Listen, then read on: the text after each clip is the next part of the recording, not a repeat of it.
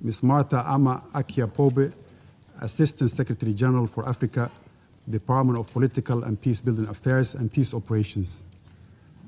Ms. Masih Al-Nijat, journalist and political dissident, and Mr. Ahmed Batibi, human rights activist and journalist. It is so decided.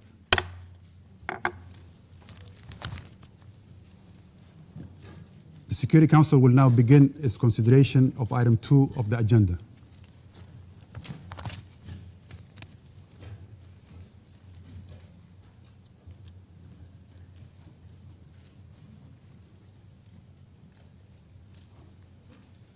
I now give the floor to Ms. Martha Ama Akia-Pobe. Mr. President, for nearly 3 weeks, popular protests in the Islamic Republic of Iran have rapidly evolved into nationwide upheaval, resulting in significant loss of life. Demonstrations started on 28 December 2025 as a group of shopkeepers in Tehran's Grand Bazaar gathered to protest the sharp collapse of the currency and soaring inflation amid a wider economic downturn and worsening living conditions. In the following days, demonstrations quickly spread throughout the country and turned into mass anti-government protests, the largest since the Women Life Freedom demonstrations of 2022. Protesters voiced grievances that went beyond long-standing economic and financial hardships.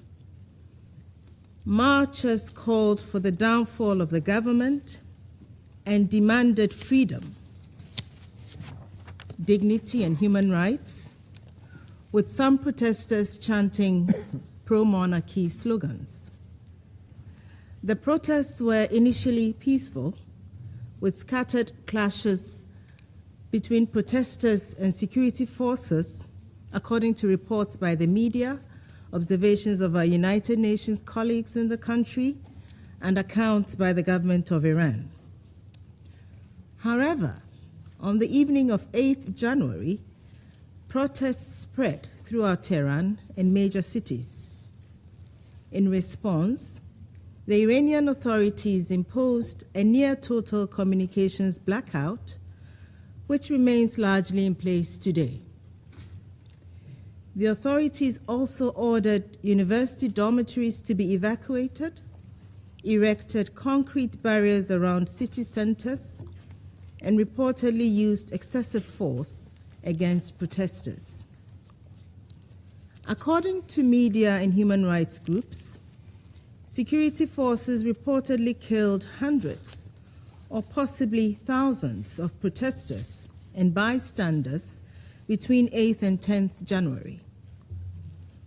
The United Nations is unable to verify these figures. The government of Iran has stated that it was compelled to act after what it deemed organized terrorists and rioters infiltrated the protests and opened fire on both security forces and demonstrators, aiming to provoke foreign military intervention. It has also blamed these elements for the killing of hundreds of civilians and members of the security forces. Mr. President, the Secretary General has expressed deep concern over the reported excessive use of force in Iran and stressed the urgent need to prevent further casualties. The Secretary General underscored that all Iranians must be able to express their grievances peacefully and without fear. He stressed that the rights to freedom of expression, association, and peaceful assembly enshrined in international law must be fully respected and protected. He further urged steps to restore access to information, including lifting the communications blackout. Human rights monitors report mass arrests in Iran in connection with the current wave of protests, with estimates exceeding 18,000 detainees as of mid-January 2026, although the UN cannot verify these figures. We call on the authorities to respect due process and fair trial rights for all detainees. All must be treated humanely and allowed access and visits by their families. In particular, we call on Iran to halt any executions linked to protest-related cases. All deaths should be promptly, independently, and transparently investigated. Those responsible for any violations must be held to account in line with international norms and standards. Mr. President, the situation in Iran is fluid and deeply concerning. Protests continue, albeit reportedly at a smaller scale than last week. In this context, we note with alarm various public statements suggesting possible military strikes on Iran. This external dimension adds volatility to an already combustible situation. All efforts must be undertaken to prevent any further deterioration. The Secretary General remains convinced that all concerns regarding Iran, including those related to the nuclear issue and ongoing protests, are best addressed through diplomacy and dialogue. He urges maximum restraint at this sensitive moment and calls on all actors to refrain from any actions that could lead to further loss of life or ignite a wider regional escalation. Mr. President, the Secretary General reaffirms the principles of the Charter, including the obligation of member states to settle disputes by peaceful means and the prohibition of the threat or use of force in international relations. These principles are not abstract ideals. They are the bedrock of international peace and security. They remain as relevant today as they were when the United Nations was founded. Thank you. I thank Ms. Pope for the briefing. I now give the floor to Ms. Masih Ali-Najat.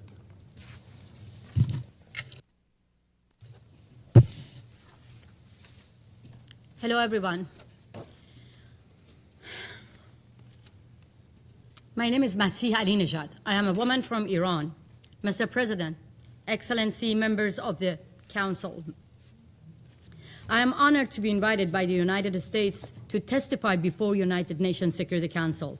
I am here today to warn you, on behalf of millions of Iranians, what is needed now to bring justice to those who order massacre in Iran is real and concrete action against a regime that do not understand the language of diplomacy. The United Nations has failed to respond with the urgency this moment demands. The Secretary General himself has not spoken publicly against the massacre unfolding in Iran. Only a written statement through his spokesperson, silence at this moment, send a signal, send a message to the killers of young protesters alongside their family members. I strongly believe that the regime in Iran heard the clear message from the Secretary General. I think the members of this body have forgotten the privilege and responsibility of sitting in this room. Secretary General, I know you hear me. I want to directly talk to you. Why are you afraid of the Islamic Republic? Millions of unarmed Iranians, innocent and unarmed protesters, have been silenced with bullets, mass arrest, prison, and a total communications blackout. No internet, no cell phones, and no landlines. They put Iran in a total darkness. I am here to bring their voices here in this room. I am here to tell you that a brutal slaughter has taken place in my beloved homeland, Iran, and it will get much worse if the world do not take serious action. Iran is facing a nationwide uprising that cuts across Iran, across this society, with a clear demand to end Islamic Republic. At the same time, a nationwide campaign by the Islamic Republic to erase it, to silence people. The protests start on December 28th, sparked by collapse of Iranian currency, but immediately turned into what Iranian people call it, a revolution, a total rejection against 47 years of tyranny and oppression. Protests spread to more than 100 cities and involved every layer of the societies: shopkeepers, workers, teachers, nurses, and those who wave the historic lion and sun flag, and those ethnic minorities, including Kurds, Baluch, all other minorities, men and women, shoulder to shoulder in the streets. When it comes to freeing Iran, I have to say that loud and clear, that all Iranians are united. From Tehran to Tabriz, to Rash to Ahvaz, from major cities to small towns and villages that we barely even heard the names of those small towns and villages in the media. They are in the street. Millions of Iranians flooded into the streets, demanding that their money stop being stolen and sending to Hamas, to Hezbollah, to Houthi, the money of the workers, the money of innocent people who do not have now the capability of to buy a bread. The entire nation looking at freedom right now. What followed was regime using military weapons, AK-47 against innocent people. According to Iran international media broadcasting, the death toll has passed more than 12,000. Just a day later, CBS reported more than 20,000 people have been killed, and they are not the numbers. They are not the statistics. We don't even know the real numbers. Citizen journalists from inside Iran have sent videos showing piles and piles of body bags on the top of each other. Iranians exile. Because of the internet shutdown, they zoom in to make sure whether their relatives and their beloved one are on the body bags or not. I myself have received urgent phone call and phone messages from Iranians, thanks to Starlink, inside the country, asking outside world for urgent help. They welcome when President Trump offered to rescue unarmed people being shot in their heart, in their chest by the security forces inside Iran. One activist who cannot be named for his safety told me, the streets are full of dead bodies. They are finishing off the injured in the street. They told me the security forces have stormed into hospitals and taking away the injured. I have also received multiple messages from families of victims who say the security forces forced them to pay money to take the dead body of their beloved one to bury them. On January 8, 2026, the Islamic Republic shut down the internet and imposed a technical blackout. Not to stop protests, because people are fed up and they are in the streets anywhere, but to hide their crimes, their brutality. This was not a technical mistake or failure, it was deliberate. When a regime turns off the internet during mass killings, and at the same time, the leaders of the same regime using the privilege of freedom of speech on social media to mislead the rest of the world, it is not about restoring order. It is about destroying the evidence. If it was not for starting inside Iran, we couldn't have been able to have even these informations. The Islamic Republic does not limit its crimes within its own borders. They kill their opponents at home and target those who expose their brutality abroad. Here, even here, on US soil, and every corner of the world, in Europe, in Canada, in Australia, everywhere. And they are not alone.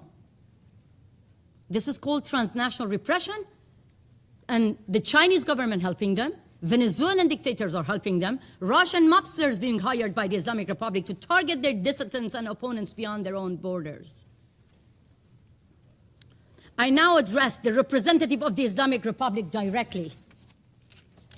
You have tried to kill me 3 times. I have seen my would-be assassin with my own eyes in front of my garden in my home in Brooklyn. In United States of America, in the courthouse, I have seen my would-be assassin confessing that they have been hired by the Revolutionary Guards to end my life. My crime? Simply echoing the voice of innocent people that you killed them. Your leader, Ali Khamenei.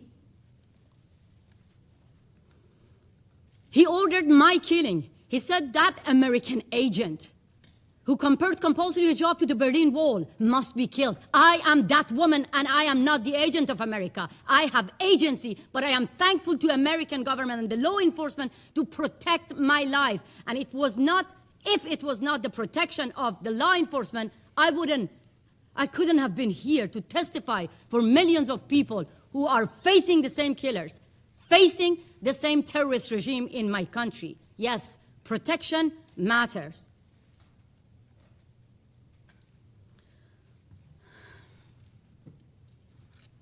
Unfortunately, I live with survivor's guilt because many Iranians do not have the same protection.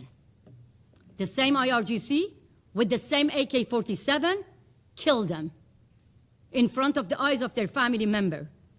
2 would-be assassins received 25 years prison sentence here in New York, and I'm going to face 2 other killers being hired by the Islamic Republic in March, and they are the one who were assigned by the same IRGC member to assassinate President Trump. The Islamic Republic rules through fear. It makes people disappear from public life, from memory, from history. So today, I want to record the names of those who refuse to be afraid and erased. Setayesh Shafi'i, 20 years old. Before the internet was cut, she wrote on her social media, "They are cutting off my internet, but I love you all." She was killed by the Islamic Republic IRGC. Raybin Moradi, 17 years old, shot in the back, a young football player. He was killed by the same IRGC. Mehdi Zadparvar, a popular athlete. He wrote on his Instagram before going to the street, "I know I may be killed, but I have no fear. I want my rights." He was killed by the same IRGC. Siavash Shirzad, 30 years old. His family begged him not to go to the streets because of his safety. He said to his family, "I go to the street to celebrate the victory of our revolution because President Trump promised to rescue our lives." He was killed by the same Revolutionary Guards. Negin Qadimi, 20 years old. She died in her father's arms after being shot by the Revolutionary Guards member.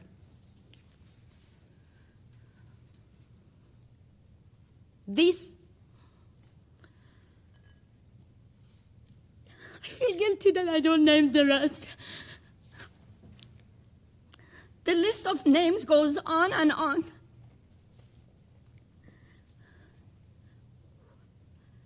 They knew they will face guns and bullets, but they wanted justice. So now let me name their killers. Ali Khamenei, who declared protesters would be put in their place. Judiciary Chief Ghulam Hussein Mohseni Ejei and the IRGC commanders who publicly vowed punishment would be maximum. Ali Larijani, who promised no mercy for those who questioned the regime while his own daughter, his own family live here in the United States of America. They don't deserve to enjoy the privilege of freedom in America. Like the other children and relatives of the Ayatollah saying death to America, their relative live here in America.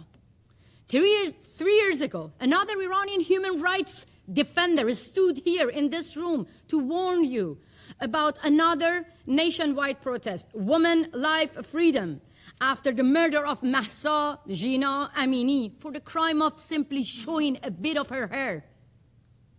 How many women are sitting here? You could easily get killed simply for showing your hair. Mahsa got killed. That sparked a revolution. And women and men shoulder to shoulder took to the street. More than 700 people got killed. We have seen this before. We have more names to remember. In 2009, Nida Agha Sultan, symbol of more than 100 people who got killed. They named President Obama to protect them. President Obama was looking to open the doors of diplomacy to a regime whose language of negotiating with its own people is guns and bullets. We've seen this in 2019 with Pouya Bakhtiari, who was killed in front of the eyes of his mother, Nahid Shirpishe. At the same time, President Biden was trying to keep the doors of diplomacy open, handing out billions of dollars to the regime that forced the family members to give money to the regime to take the dead body of their beloved one back. Faced with a regime using military weapons against civilians, the Iranian people are asking the world to help through actions, not back-to-back meetings and empty condemnation. We don't need empty words. People of Iran are asking the Islamic Republic, are telling you the Islamic Republic no longer can be reformed, and asking you that the Islamic Republic no longer be treated as a legitimate government. Today, the number of those killed is much higher than I told you. This regime, again and again, cannot be reformed. Let me be very clear. The Islamic Republic behave like ISIS, and the Islamic Republic must be treated like ISIS. This is how you can save lives. Thank you so much. I thank Ms. Ali Najat for the briefing. I now give the floor to Mr. Ahmed Batibi.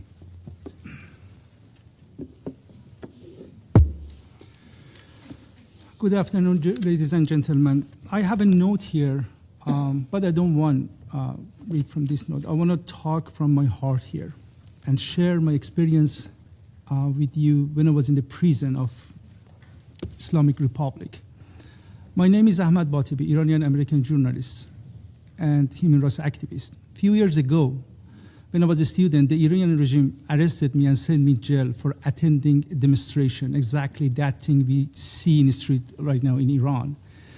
And they said that demonstration against the government, Islamic regime in Iran, is fighting with the government, and we are representative of the God, of Allah on the earth. And when you fight with our regime, it means you fight with God. And based off the Islamic rule, Sharia, your punishment is death. They gave me capital punishment. They sent me jail. They kept me 2 years in solitary confinement. They tortured me, many torture, including fake execution. They killed other people and kept me there. I watched them, how they die to torture me. For 3 times they did that. They cut my body and put salt on my body. I can show you, if you do not believe me, I can show you my body right now to see the sign of these cuts. They torture mentally and physically for many reasons. One of the demand they had was bring me front of the camera of state TV to tell to people I'm a spy of United States. They torture me. I go and say I got money from the United States, Mossad, Israel, CIA, to run demonstration against the government. I never did that, but they torture me to do that. Exactly same situation we have in Iran right now. If you see the state TV, you see many innocent people. They came in the streets, just chant their rights, and the Iranian regime put them in front of the camera, and they say that, yes, we are agent of this Mossad. And right now I'm here. After 1 decade of the prison, I had this chance to escape from the prison. And this country, the United States of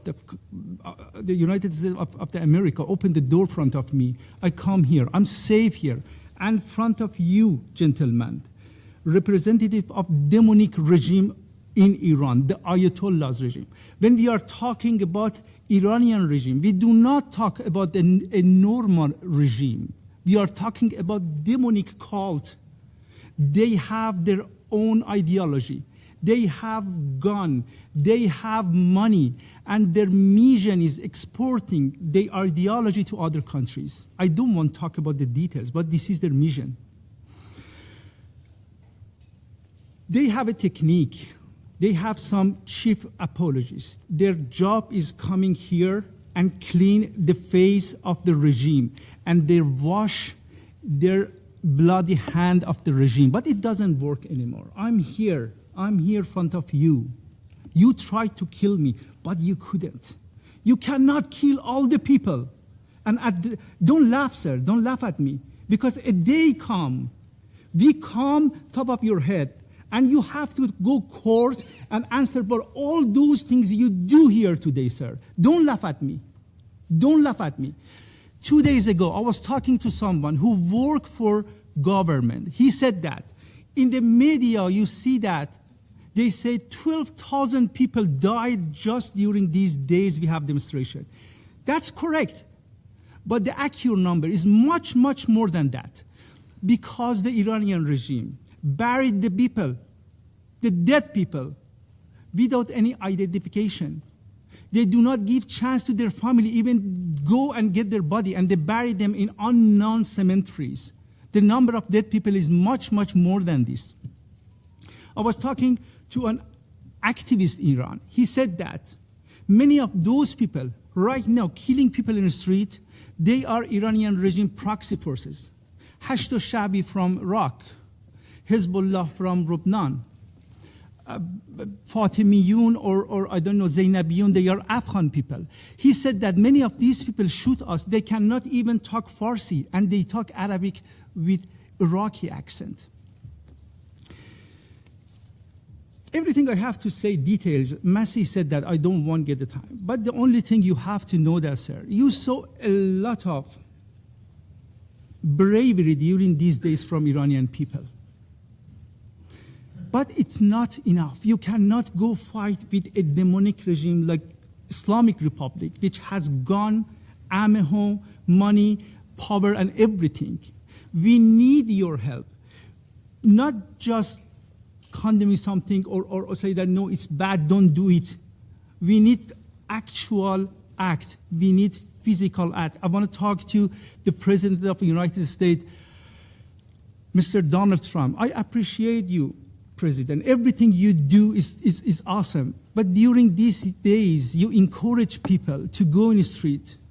That was the good thing. But don't leave them alone. They need your help. You encourage them, and they are in the street. Please listen to them. They are chanting. They say what they want. They need your help. If you leave them alone, I'm talking about all official and leader of the world, we need your help. If you leave them alone, we cannot change the regime in Iran. and we continue this mass killing and genocide in Iran. Thank you so much. I thank Mr. Batibi for the briefing. I now give the floor to those council members who wish to make statements. I give the floor to the representative of the United States. Thank you, Mr. President, for chairing today's important meeting, and thank you to our briefers, both of whom have been personally targeted for assassination, both of whom have been tortured at the hands of this brutal regime. Thank you for your courage, thank you for your strength, and for coming today to speak on behalf of the Iranian people. Colleagues, let me be clear. The level of violence, the level of repression that the Iranian regime has unleashed on its own citizens, its own people, has repercussions for international peace and security. You're going to hear today that it doesn't, that it's an internal matter. Absolutely wrong and false. This demands this council's attention. The people of Iran are demanding their freedom like never before in the Islamic Republic's brutal history. Unarmed, peaceful people who love their country are taking to the streets in pursuit of their legitimate aspirations for a better future. Well, this is our message.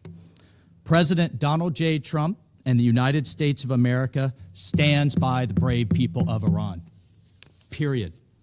And regardless of its excuses, and you will hear many today from the Iranian regime and from its friends, the regime is solely responsible for the economic misery of the Iranian people and the repression of their freedom, and they will be held accountable. The estimates of the numbers of protesters killed by the regime so far range from the thousands to the tens of thousands. Although visibility into the totality of the violence has been obscured deliberately by the regime's nationwide internet blackout. Why has the internet been shut down for weeks? Why have the phone lines been cut? Why are commercial satellite communications being jammed in a very sophisticated manner? We've had a complete blackout. No internet, no phones, nothing. Only thanks to the Starlink system do we even have some window, a limited window, into the atrocities that are ongoing. Well, President Trump has been clear. He will not, nor should the international community, tolerate innocents being slaughtered in the streets. Since 1979, for decades, the regime has posed a threat to peace and security in the name of a religious ideology. The regime calls for death to America and the annihilation of Israel. Even as its own citizens cannot afford the very basics, food, drinking water, very basic medicines, it spends billions to develop its nuclear and ballistic missile programs to threaten its neighbors in the world and its support of terrorism. Well, from its inception, the regime has been the world's #1 state sponsor of terrorism, so declared year after year, bringing uncountable, death and suffering to innocents from Beirut all the way to Buenos Aires, while its rulers have become rich off of oppression and misery meted upon the Iranian people. The Iranian regime has also been a serial human rights abuser from its very first day in power. And as you heard today, young women like Mahsa Amini have been murdered for daring to uncover their hair in public, while religious minorities have been subjected to the most severe persecution. These abuses have been documented right here by this body have been documented at length by the United Nations, have been documented by the Secretary General's own regular reports on the situation of human rights in Iran, the most recent of which was released just last year in 2025. Colleagues, in addition to the gross human rights abuses, in addition to its illegal march towards a nuclear weapon, in 1979, the regime we now know, led by Ayatollah Khomeini, gave support to radical students who attacked the United States Embassy in Tehran, took over 50 Americans hostage, and held them in captivity for over 400 days.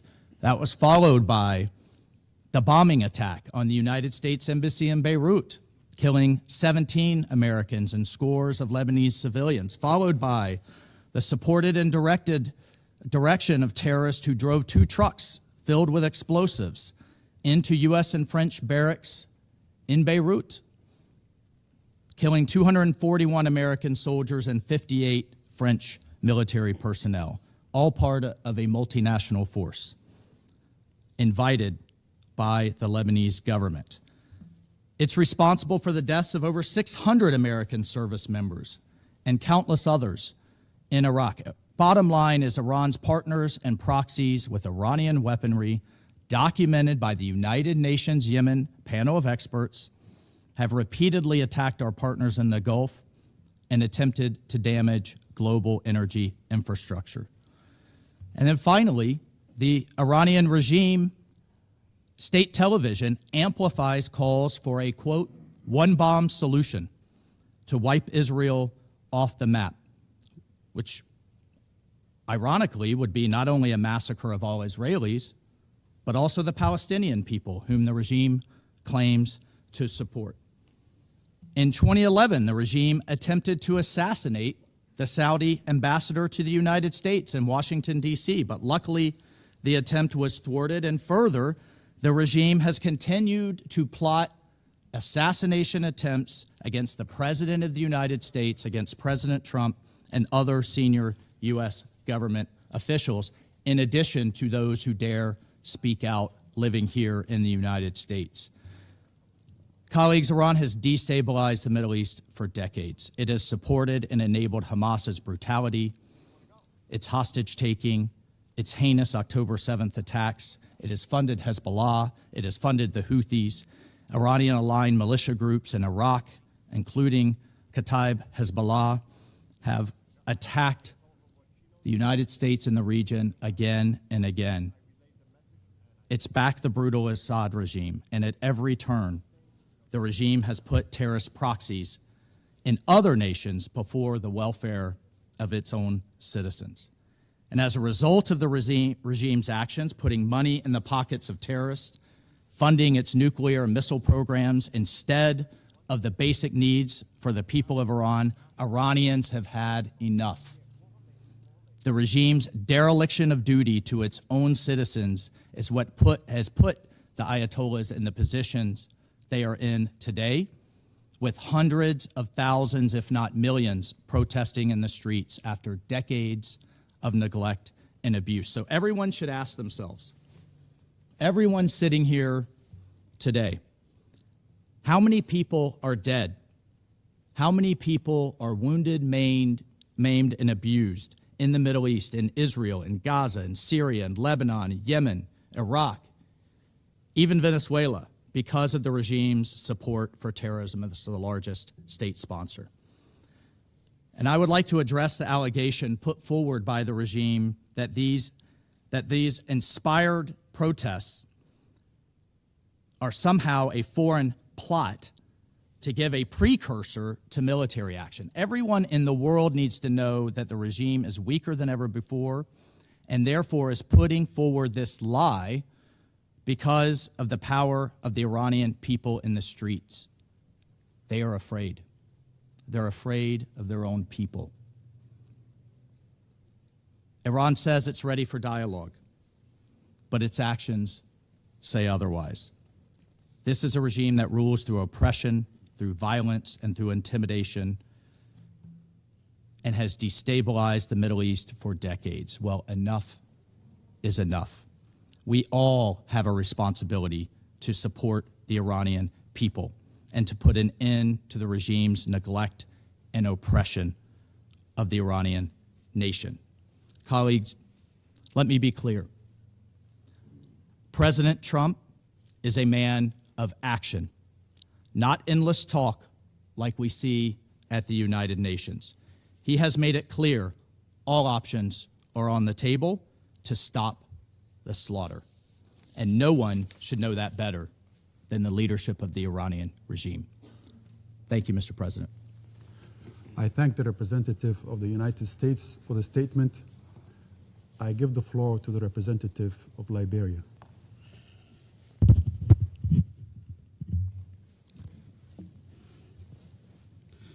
Thank you, Mr. President. I have the honor to deliver this statement on behalf of the A3 members, namely the Democratic Republic of the Congo, Somalia, and my own country, Liberia. The A3 thanks Assistant Secretary General for her comprehensive briefing, and we listened carefully to the remarks offered by civil society representatives. We welcome the representative of the Islamic Republic of Iran to this meeting. Mr. President, we underscore the importance of respecting human rights, fundamental freedoms, and the legitimate aspirations of peaceful demonstrators, and call upon all parties to exercise maximum restraint and protect civilians.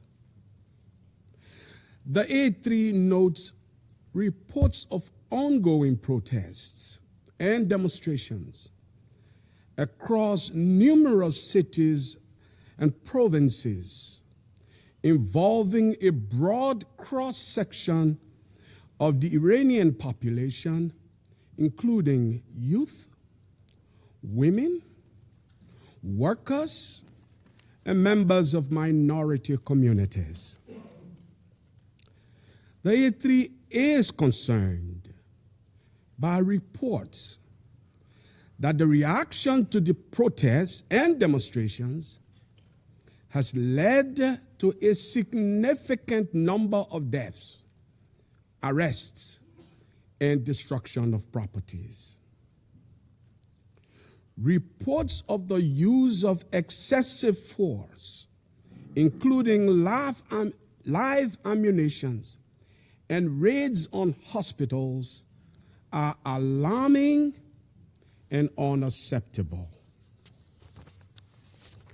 We note the letter of the Iranian government circulated as a document of the Council, as well as the underlying socio-economic drivers of these protests, which include deteriorating economic and social conditions. The A3 recognizes that each country bears primary responsibility for addressing its internal issues through its own constitutional processes, other legal frameworks, and national institutions. However, we underscore the primacy of the Charter of the United Nations and relevant international obligations, and emphasize that the protection of civilians must remain paramount under all circumstances. The A3 believes that dialogue, inclusivity, and genuine engagement are essential tools for addressing tensions and grievances in a peaceful and sustainable manner in every society. Therefore, we encourage all actors in Iran to exercise maximum restraint and to seek peaceful, constructive, and inclusive dialogue with full respect for the rule of law, the rights of citizens, and the protection of civilians. Mr. President, the A3 emphasizes the necessity to respect the sovereignty and territorial integrity of Iran and feels compelled to remind leaders of their obligations to their citizens, including the right to live in peace, security, and express themselves within the boundaries of the law. Separately, but connected, the A3 takes note of the broader regional and international context in which these events are unfolding, including their intersection with long-standing issues related to the nuclear file and regional security dynamics, which underscores the risk of broader repercussions, a point made by the Assistant Secretary General. And so in this regard, the A3 reaffirms the central role of the global non-proliferation regime, including the Treaty on the Non-Proliferation of Nuclear Weapons. Transparency and sustained diplomatic engagement remain essential to building trust and reducing the risk of miscalculation. We encourage all concerned parties to refrain from rhetoric or actions that could escalate tensions and instead prioritize dialogue and confidence-building measures that support regional and international stability. To conclude, Mr. President, the A3 reiterates that all parties should exercise restraint and responsibility, uphold international law, and avoid any action that could escalate tension and threaten regional stability. The A3 stands ready to support all efforts geared toward accountability, including within this Council, and in cooperation with regional partners, intend to facilitate a peaceful, inclusive, and lasting resolution in the Islamic Republic of Iran. And we thank you. I thank the representative of Liberia for the statement. I give the floor to the representative of the Russian Federation. Mr. President, since the end of December, the whole world has been watching as the United States continues to escalate tensions and fuel hysteria around Iran, declaring that help is already on the way. What's more, in its official statements, Washington has not even tried to cover up the genuine reasons for its alleged concern over the country's internal political situation as it threatens new strikes against Iran. Today's meeting, convened by our American colleagues, is nothing more than yet another attempt to justify blatant aggression and interference in the internal affairs of a sovereign state. And if, as Washington puts it, Iran's authorities do not come to their senses, then Washington will solve the Iranian problem in its favorite way through strikes aimed at overthrowing an undesirable regime. To lend credibility to their actions and to justify them, they have invited today's briefers, individuals who have been living in the United States for some 20 years and promoting an anti-Iranian agenda in Washington's interests.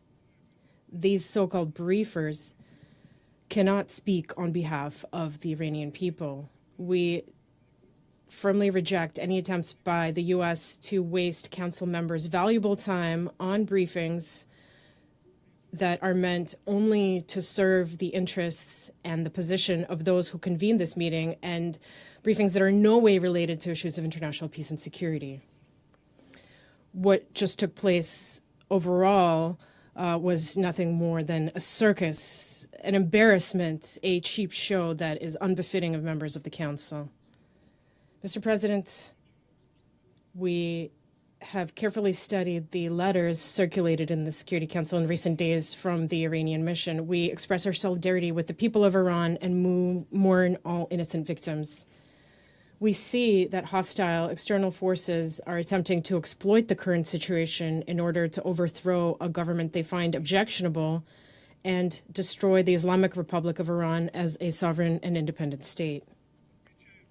At the same time, we note that the authorities in Tehran have declared and reaffirmed their commitment to their international obligations, including respect for human rights and ensuring conditions for the peaceful expression of public opinion, while at the same time fulfilling their inherent duty to protect citizens' lives, public order, and the country's territorial integrity.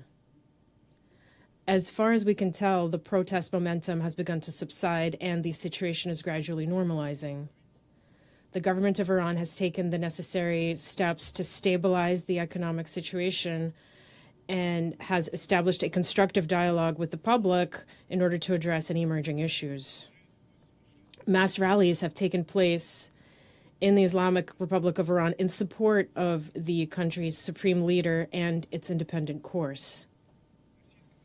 The Russian Federation is convinced that today's meeting of the Council should be approached through the lens of its mandate to maintain international peace and security and uphold international law, and not through the lens of Iran's internal political affairs. Violations of the aforementioned norms and principles in the current situation are obvious. They include the extremely dangerous and irresponsible rhetoric employed in recent days by U.S. leadership, which has gone as far as openly calling for the takeover of state institutions in Iran and threats to assist the protesters. Such statements amount to nothing other than incitement to violently overthrow the constitutional order of a sovereign state. They are a gross violation of paragraphs 4 and 7 of Article 2 of the UN Charter, which prohibit the threat or use of force and establish the principle of non-interference in the domestic affairs of states. Mr. President, what is happening on the streets of Iran in recent days has gone far beyond peaceful protest. There have been documented cases of firearms use, killings of law enforcement officers as well as civilians, arson attacks on medical facilities and public institutions, as well as attacks on emergency service facilities. These actions cannot be covered up by the pretext of freedom of expression or protecting human rights. What is happening in Iran is yet another example of the use of tried and tested methods for a color revolution in which specially trained armed provocateurs transform peaceful protests into senseless violence, riots, destruction of public property, and brutal killings of police officers, state security personnel, and peaceful protesters, including children. As we have already seen repeatedly in a number of states, all these actions are either directed or supported by external forces that are interested in a so-called regime change. In the present situation, these external forces are not even bothering to conceal their involvement in violent actions, especially given that the President of the United States has openly called on protesters to take over Iranian state institutions. The U.S. and its cheerleaders are actively exploiting the economic and social difficulties faced by ordinary Iranians, difficulties caused by unlawful sanctions pressure imposed on Iran by Western states. They're using this to inflame public tensions and destabilize the domestic political situation. The current situation is clearly in line with Washington's declared policy, one supported by its allies, of maximum pressure on Tehran in order to advance their own political interests in the Middle East. They are using every means available to achieve this. And this includes not only unlawful unilateral sanctions imposed in circumvention of the Security Council and in blatant violation of the UN Charter, but also unceremonious blackmail of other states by increases in trade tariffs. Our Western colleagues are not above using the Security Council as a tool to promote their delusional agenda. A striking example of this is the attempt by the UK, France, and Germany to create the illusion of reinstating anti-Iranian Security Council resolutions through the purported triggering of the snapback mechanism envisioned in Resolution 2231 of the Security Council. Their justification for this relied on Western states' fabrications about some sort of threat to international peace and security posed by Iran's peaceful nuclear program. And this is despite the fact that the IAEA Director General has never reached such conclusions in his reports on the matter, nor found evidence of diversion of nuclear material to military purposes. And the entire crisis surrounding the implementation of the JCPOA was provoked by Washington's unilateral withdrawal from the nuclear deal in 2018. Nevertheless, the EU3 continues to promote its baseless narrative and deepen divisions within the Security Council. What is most concerning is Washington's aggressive course towards the use of military force and threats of its use against Iran. We condemn such actions, no matter what arguments are used to justify them, as a gross violation of international law and the UN Charter. We strongly urge the hotheads in Washington and other capitals who seem to be contemplating a repeat military venture to come to their senses and avoid a repetition of the tragedy of June 2025, when U.S.-Israeli aggression nearly resulted in a major nuclear catastrophe with inevitable humanitarian and environmental consequences.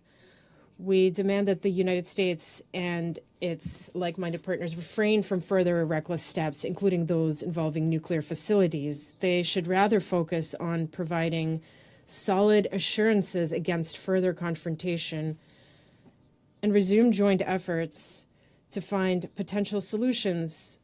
This includes addressing unfounded concerns regarding Iran's peaceful nuclear program. All of this should be done on the basis of international law and seeking a balance of all stakeholders' interests. Our country stands ready to assist this in every possible way.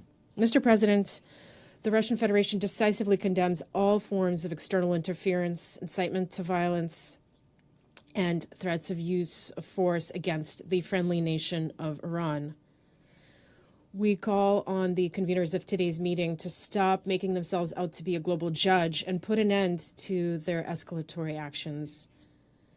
Your actions risk plunging the region into even bloodier chaos that could easily spill beyond its borders. And a separate appeal to our colleagues on the Council and all UN member states. We call on them to prevent a new large-scale escalation and ensure that the Security Council is not used to justify unlawful regime change scenarios or to name and shame the legitimate authorities of a sovereign state. Thank you. I thank the representative of the Russian Federation for the statement. I give the floor to the representative of Greece. Mr. President, I would like to thank Assistant Secretary General for Africa, Ms. Martha Batebi, for her briefing, as well as Ms. Alinejad and Mr. Batebi for their testimonies today. Mr. President, Greece is following developments in Iran with deep concern. The continued escalation of violence and the use of force against protesters the loss of human life, among them children, and the widespread arrest are utterly condemnable. Fundamental rights, including the inherent right to life, the freedom of expression, and the freedom of assembly, are universal rights and must be fully respected by all without discrimination or exception. Any form of violent repression is unacceptable, and this all the more true when it results in the loss of life. Violence of this kind must be absolutely condemned.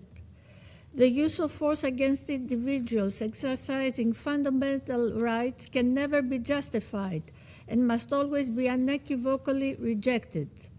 The death penalty imposed merely as a result of them exercising a fundamental right constitutes an affront to justice. Such unjust actions gravely undermine respect for human dignity and fundamental rights. It is very important that no sentences be carried out against those demonstrating in favor of freedom. Mr. President, colleagues, at the same time, Greece recalls that full respect for international law and for the Charter of the United Nations remains paramount. Current developments on the ground, no matter how dire, should not lead to a further escalation. No matter how difficult, dialogue remains the only viable path forward for the rights and the prosperity of the Iranian people. Greece firmly believes that this is the only way to address legitimate social grievances, prevent further violence, and avert the risk of a wider regional conflagration. In closing, Mr. President, Greece reiterates its belief in the need of de-escalation, dialogue, and the peaceful resolution of the current crisis, in full conformity with the Charter of the United Nations and international law. I thank you. I thank the representative of Greece for the statement.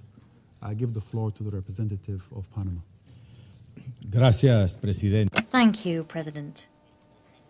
We wish to thank the ASG for Africa from the Department of Political and Peace Building Affairs and Peace Operations, Ms. Marta Pourbi, for her detailed presentation. We also thank Mr. Ahmad Batevi and Ms. Masih Alinejad for their briefings.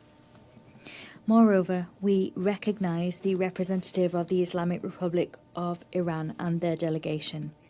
The Republic of Panama expresses its grave concern at the events that are and the people's protests that have been unfolding in the Islamic Republic of Iran. These events lay bare the widespread discontent of the civilian population. The protests were originally peaceful, despite the fact that ultimately they were repressed with violence. These events have been met with a disproportionate response from the Iranian authorities. The authorities are looking at stifling citizens' freedom of expression.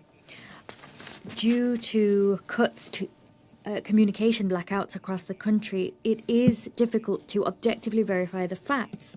As such, there is little accurate information available regarding the current state of affairs. We cannot confirm the information that is circulating. However, thanks to the work of several independent media outlets, that of non-governmental organizations and that of brave Iranians,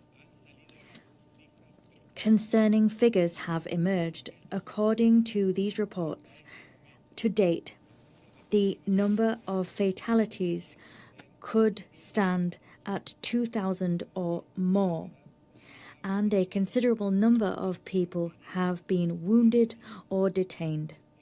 Against this backdrop, concerns begin to arise, legitimate concerns indeed, at the possibility that the government may use summary trials and executions against those detained during national protests. With this in mind, Panama rejects any type of execution where the accused has not been offered the right to defense and due process in accordance with international law. These guarantees can never be selectively applied, nor can they be applied with double standards. Many detainees could meet such a fate, this in flagrant violation of all due process and of the fundamental rights protected by international law and enshrined in the UN Charter. President, rights to the freedom of expression, association and peaceful assembly, as enshrined in international law, must be fully respected and protected by all states. Recent protests are the consequence of the wearing down of a regime which is economically and socially exhausted. They are also the consequence of the actions of the regime itself. These actions have gradually worsened the day-to-day lives of Iranians and have specifically affected Iranian women and children. The regime has prevented their education, their participation in public life, and their autonomy. Episodes in recent years have already laid bare the fact that there is a need to guarantee women's legitimate right to exercise their fundamental rights in a safe and dignified fashion. However, it is indeed timely to recognize that the economic isolation imposed by the international community may have also contributed to a certain extent to the fraying of Iran's social fabric, and that has directly affected the civilian population and exacerbated internal tensions. Consequently, we appeal to all actors to constructively provide support. All must also avoid imposing additional pressures which could further worsen the situation. It is of the utmost importance that the international community act with a sense of great responsibility and that it exercise caution. It must endeavour not to create adverse effects through their actions, which could have unpredictable consequences and further burden the already heavily tested Iranian population or serve to escalate tensions. This will see us ensure that the cure administered is not worse than the original illness. We urge the Iranian authorities to immediately put an end to and avoid all violent or disproportionate actions against the civilian population. The Iranian authorities must urgently facilitate a constructive forum for peaceful dialogue. Moreover, we encourage measures which guarantee access to information and communications, including the restoration of services that have been interrupted. This is because transparency is a fundamental prerequisite to generate trust and to prevent a further escalation of tensions. It is vital that human rights be respected. Citizens' safety and security must be guaranteed, and the legitimate demands of society must be heeded if we are to restore stability in the country. Thank you. I thank the representative of Panama for the statement. I give the floor to the representative of Pakistan. President, I thank Assistant Secretary General Martha Poby for her briefing on behalf of the Secretariat. Let me also note the importance of objectivity and competence as regards the briefings by civil society for an informed discussion. And needless to re-emphasize here the respect for decorum of this council. President, we have been carefully observing developments in Iran and the region in recent days. New threats to regional peace and stability are emerging at a time of heightened tensions and thus remain a serious cause of concern. Iran is an immediate neighbor of Pakistan and a brotherly country. The people of our two nations share deep-rooted historical, friendly, cultural, and religious bonds. We hope for an early normalization of the situation in Iran and express support for all diplomatic efforts aimed at regional peace and stability. A stable and peaceful Iran is in the interests of Pakistan the region, and beyond. We have full confidence in the wisdom of the Iranian people and leadership rooted in their rich culture, ancient civilization, history, and resilience to address all challenges.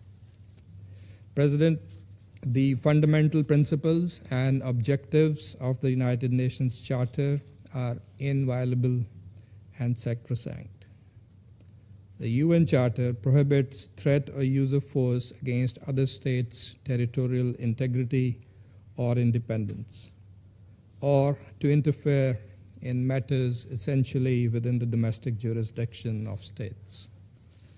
Any external interference in the domestic affairs of states is inconsistent with international law and principles of the UN Charter. We strongly believe that all disputes must be resolved through peaceful means and in accordance with international law.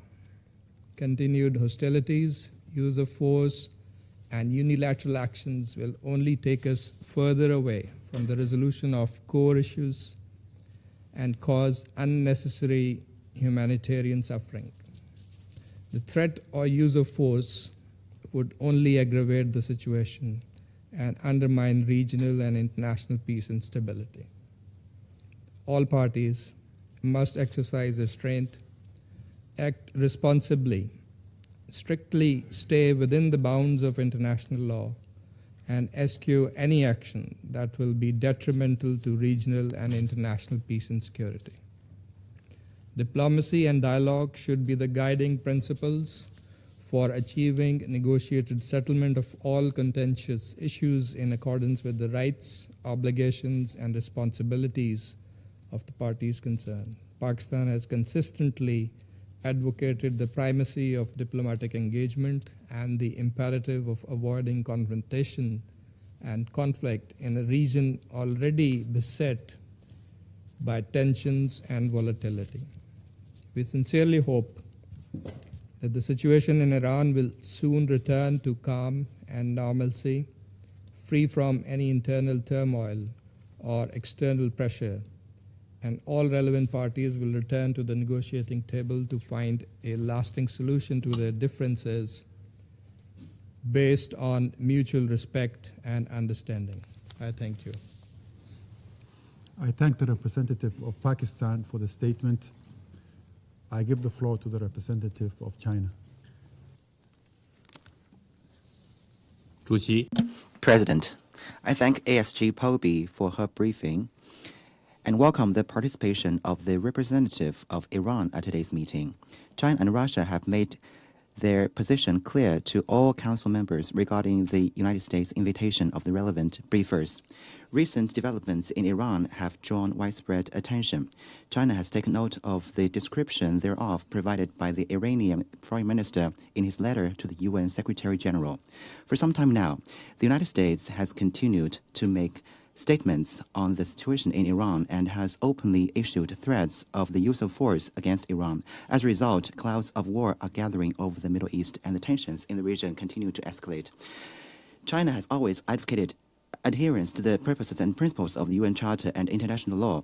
We oppose the use or threat of force in international relations, oppose imposing one's will upon other countries, and oppose any regression of the world to the law of the jungle. Sovereign equality and non-interference in internal affairs are basic principles of international law and the most fundamental norms governing modern international relations. Iran is an independent sovereign state. Iran's affairs should be decided independently by the Iranian people. China supports safeguarding Iran's sovereignty, security, and territorial integrity, and calls on the international community to support the Iranian government and people in overcoming current difficulties and in maintaining national security and social stability. The use of force can never solve problems. It will only make them more complex and intractable. Any military adventurism would only push the region toward an unpredictable abyss. We urge the United States to abide by the purposes and principles of the UN Charter, abandon its fixation on the use of force, and call on all parties to exercise restraint and work together to play their due role in maintaining international peace and security. At present, the Middle East remains the most fragile region in the global security landscape. with the risks of turmoil and conflict persistently high. The people of the region have a strong desire for peace and development. China has noted the grave concerns expressed by the vast majority of regional countries regarding military confrontation, as well as their sincere expectation for resolving disputes peacefully through dialogue. China hopes that the United States and other relevant parties will take seriously the voices of the international community and regional countries and do more for peace and stability in the Middle East, rather than the opposite. All countries should play a constructive role in promoting peace and ending conflicts, avoid exacerbating tensions, and refrain from adding fuel to the fire. President, peace and development are the shared aspirations of all peoples. History has repeatedly proven that an obsession with force, relentless pressure, and wanton interference only generate more conflict and hatred. No country has the power to dictate the future of another, and no action that defies international law can be tolerated. We call on the international community to stand on the right side of history and on the side of fairness and justice, and work tirelessly for peace and stability in the Middle East and peace and tranquility in the world. Thank you, President. I thank the representative of China for the statement. I give the floor to the representative of Bahrain. شكرا. Thank you, President. The Kingdom of Bahrain is closely following developments in the Islamic Republic of Iran. We are following these developments closely and calmly. We call on the Iranian authorities to exercise restraint and to avert any escalation that can lead to losses in lives or destruction. This will have negative repercussions for security and stability in the region. We mourn and express our condolences to the families of those affected by these incidents and developments. In light of these developments, the Kingdom of Bahrain reiterates that the primary responsibility for promoting and protecting human rights lies and rests with the state in accordance with its international law obligations, including the treaties and international norms and standards that are relevant. In addition, the Kingdom of Bahrain reiterates that it's important to preserve the higher interests of the Iranian people. Their expectations, their aspirations must be met in order to achieve security and stability in the region. In conclusion, Mr. President, we remain committed to promoting peace and stability regionally and internationally. At the same time, we reiterate that we must refrain from any action that could have broader regional implications. Thank you. I thank the representative of Bahrain for the statement. I give the floor to the representative of the United Kingdom. Thank you, President, and thank you, Assistant Secretary General Pobi, Masih Alinejad, and Ahmad Batebi. We welcome this timely meeting. The United Kingdom is appalled by the reports that potentially thousands of people in Iran have been killed and many more arrested in the most brutal repression of public protests in decades. Despite the regime's near-total internet shutdown, videos emerging from Iran indicate that reports may underestimate the full scale of horror currently underway. The regime will claim that these protests were instigated by foreign-backed forces, but lies and propaganda cannot justify its actions. This behavior is not an aberration for this regime.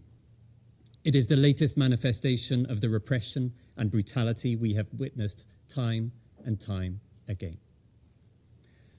Let me be clear. We condemn the regime's actions in the strongest possible terms. We pay tribute to the courage of the Iranian people, particularly Iranian women. Once again, they are bravely voicing their aspirations to live in freedom and dignity in the face of repression and violence.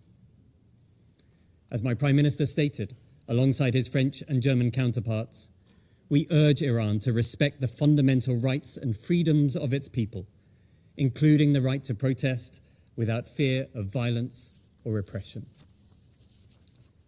Iranian authorities must protect their people, not brutalize them. Iran must urgently change course. We have delivered this message directly to Foreign Minister Araghchi. As the G7 has made clear, we will act alongside our partners to impose additional restrictive measures if it does not. As my Foreign Secretary has said, the world is watching. The United Kingdom will continue to confront the regime's misinformation, call out its repression, and support regional peace and security. Thank you. I thank the representative of the United Kingdom for the statement. I give the floor to the representative of Denmark. Thank you, Mr. President. And thank you to the Somali presidency for acting swiftly to convene this meeting. The gravity of the situation in Iran warrants this timely discussion.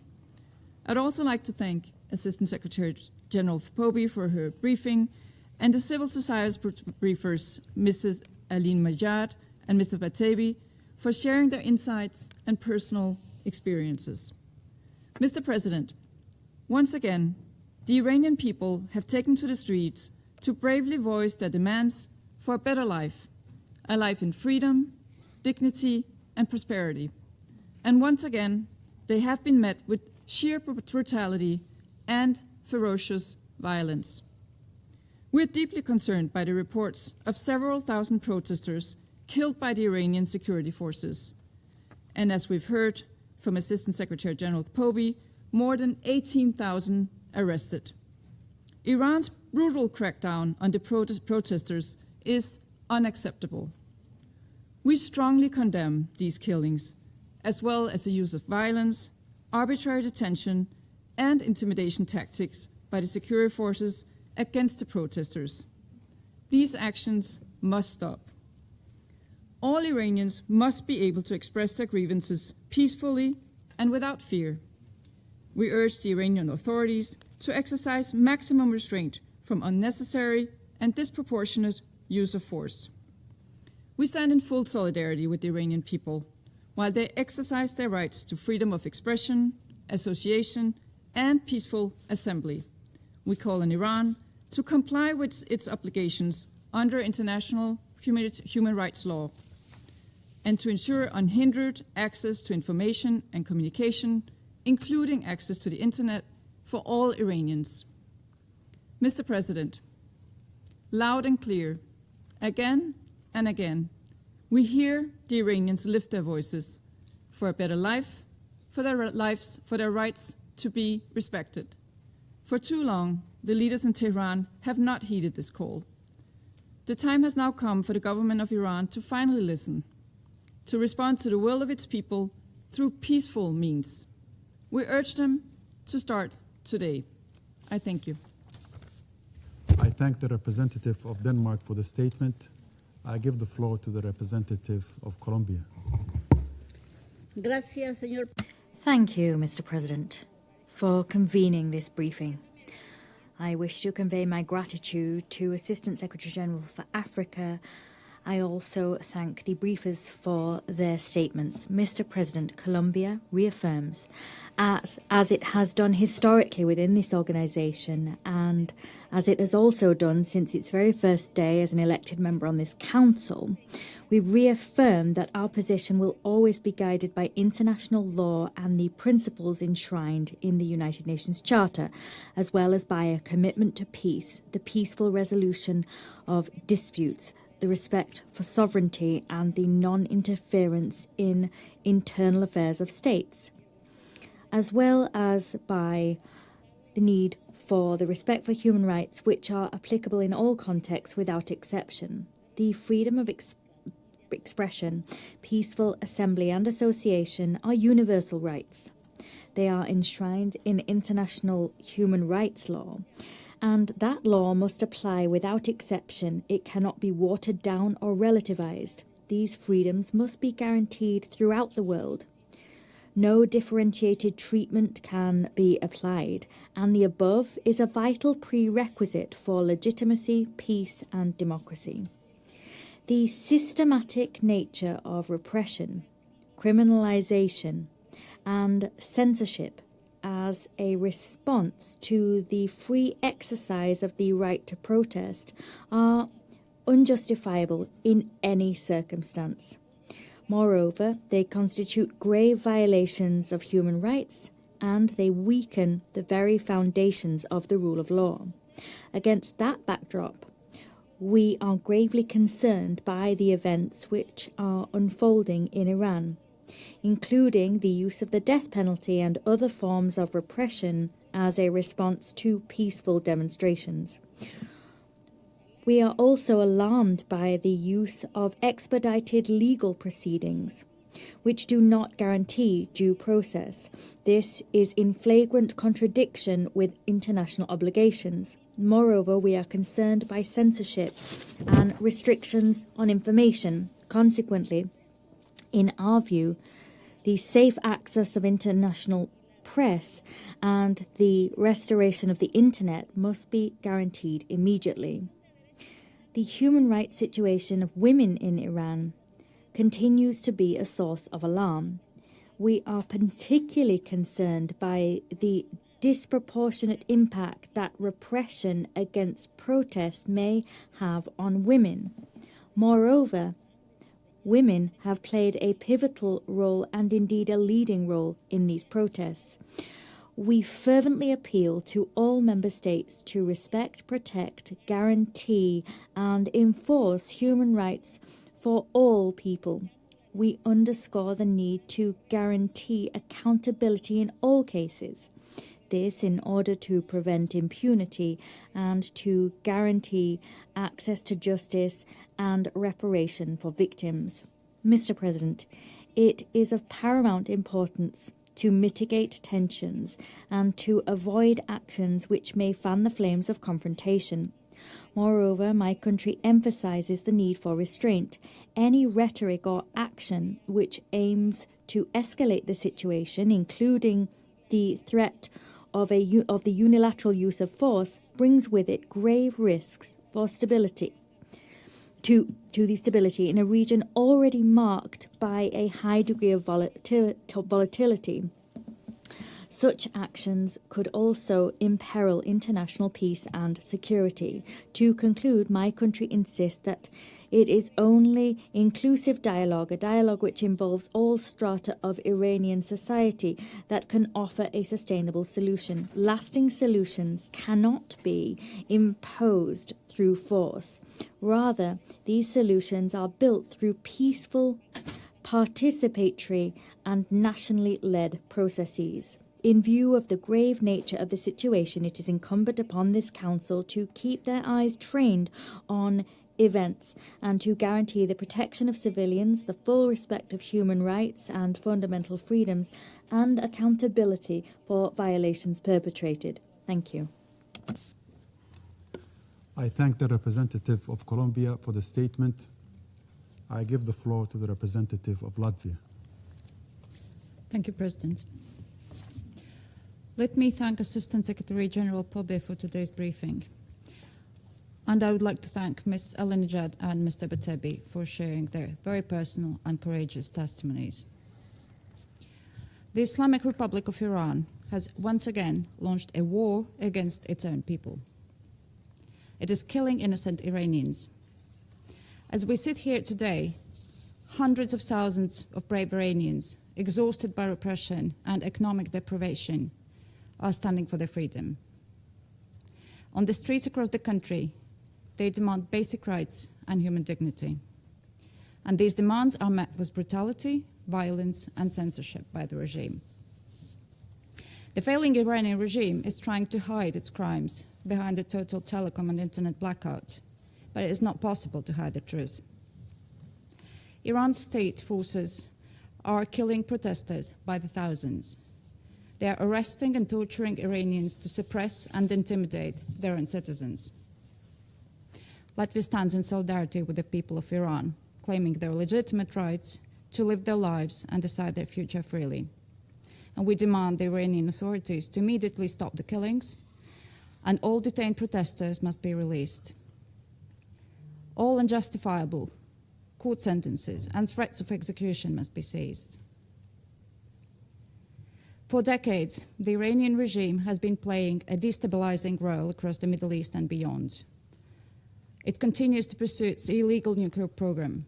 It has persistently avoided re-establishing credible, verifiable cooperation with the IAEA. The regime has supported, financed, and armed various proxy forces and terrorist groups, including Hamas, Hezbollah, Houthis. This has gravely undermined regional security and prosperity. The continued material support of the Iranian regime to Russia's war of aggression against Ukraine is despicable. Iranian weapons and technology are used to destroy also Ukrainian cities and commit atrocities against the Ukrainian people. Because Iran has chosen to supply and support the aggressors, while its own people have been driven to despair. Mr. President, for far too long, the Iranian regime has posed an unacceptable threat to global peace and security, and we condemn in the strongest possible terms the brutal actions of the regime and reiterate our support to the brave Iranian people. And I thank you. I thank the representative of France, of Latvia for the statement. I now give the floor to the representative of France. Merci, Monsieur. Thank you, Mr. President. I thank Madam Assistant Secretary General Martha Poby, as well as Ms. Masih Alinejad and Mr. Ahmad Batevi for their briefings. We meet today to discuss the situation in Iran, and the briefings we have just heard have portrayed the extreme gravity of what is happening right before our eyes. Since December 28th, unthinkable state violence has been unleashed against protesters who have mobilized across Iran in order to peacefully express their legitimate aspirations for dignity, freedom, and respect for their fundamental rights. The innocent victims of this repression now number in the thousands.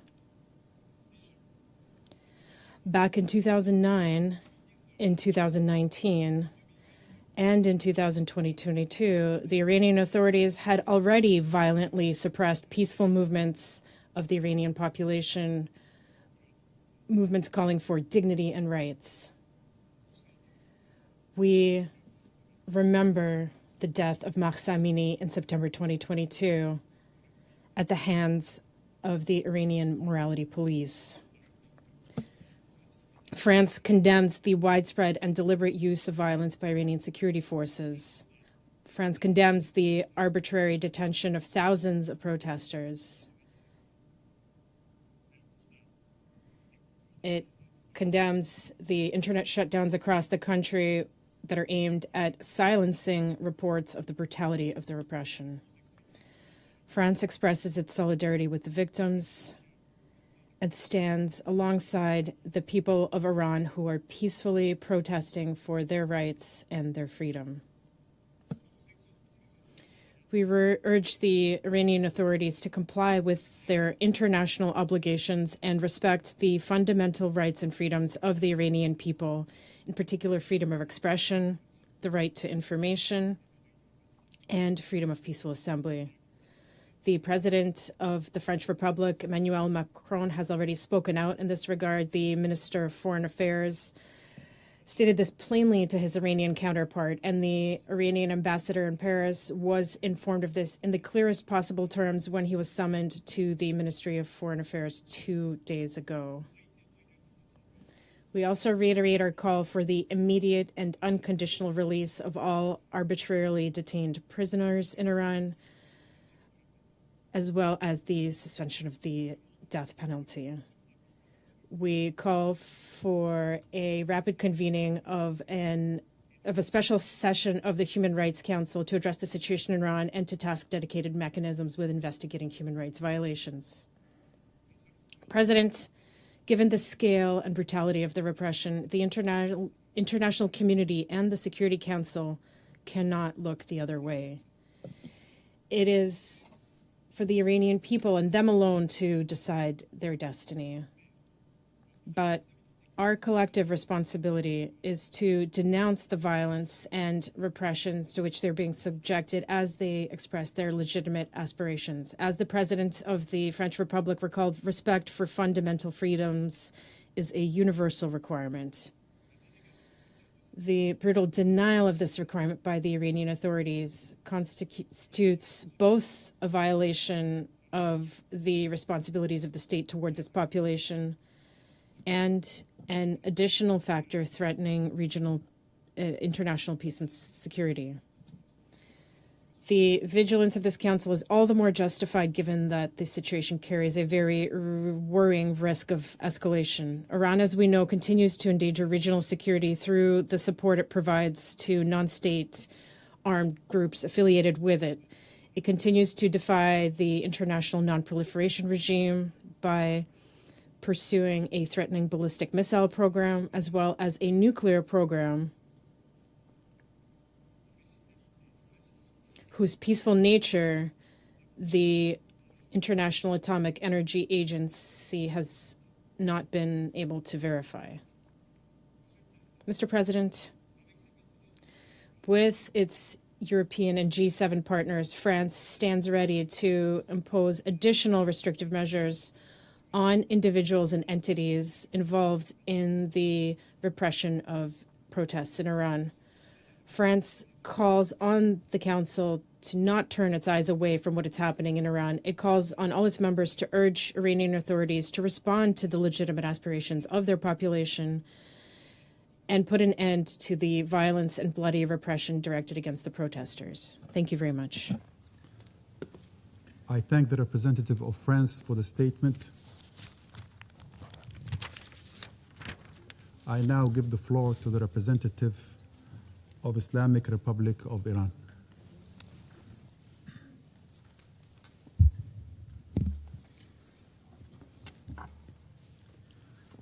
Bismillah ar-Rahman ar-Rahim. In the name of God, the compassionate, the merciful.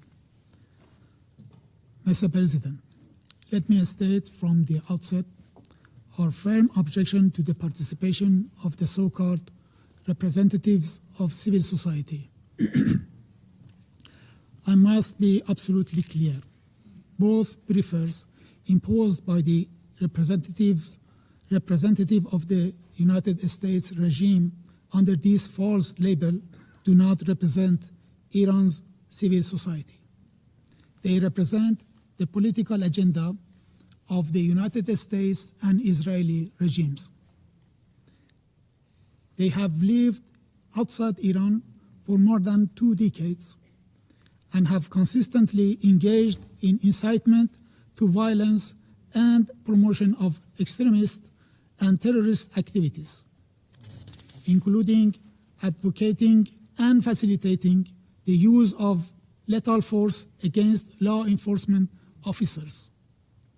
Their presence here is therefore neither legitimate nor credible, and it fundamentally undermines the integrity of this discussion. It is shameful that the United States regime transferred this esteemed body to a scene for theater and show, for baseless accusation and statement. This is in line with the United States regime in dismantling and disgracing the United Nations system. If you want to look for a case, the killing of innocent lady in Minnesota last week and nationwide crackdown can be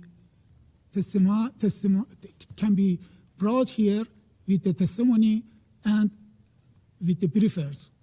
And please teach them the meaning of briefing. The briefing is different from the personal statement and accusation. Please do not sell them to the world as representatives of Iran's civil society. Their acts and statements regarding Iran are far from civil, and they have long divorced from Iran's society. They amplify the Israeli-American foreign agenda. They are both on Mossad's payroll in accordance with undeniable evidence. We have taken note of the briefing provided by ASG. Regrettably, her briefing was one-sided and not grounded in factual evidence.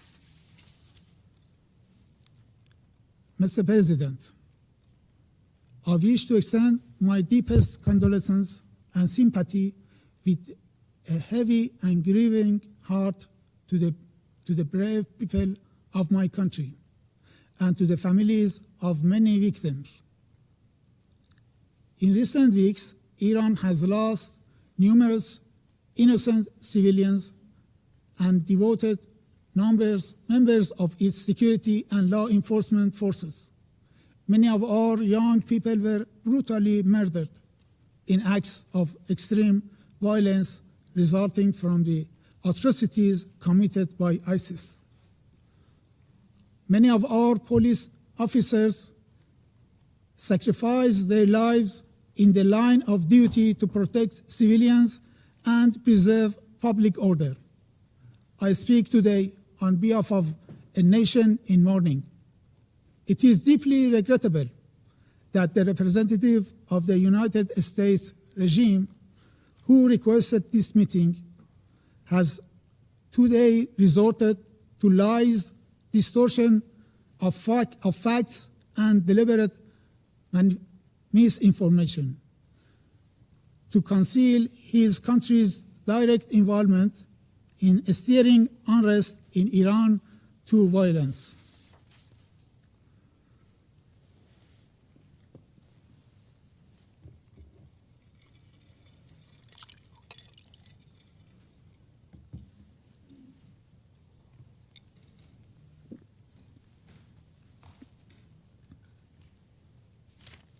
In fact, the United States request for this meeting is shameful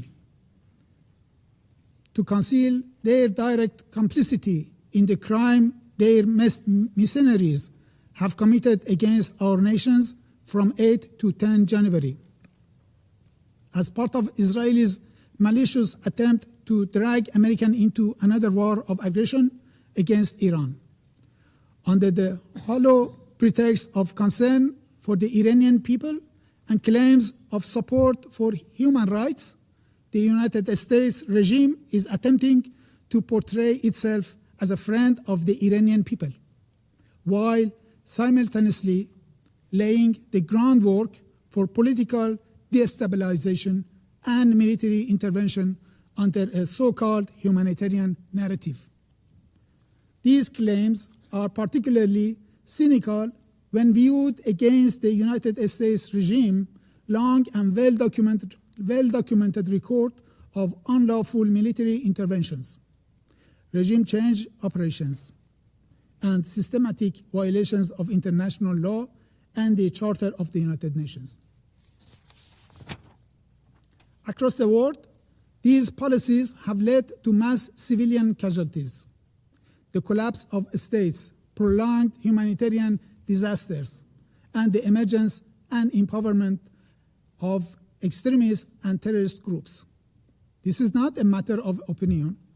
It is a matter of historical record and fact.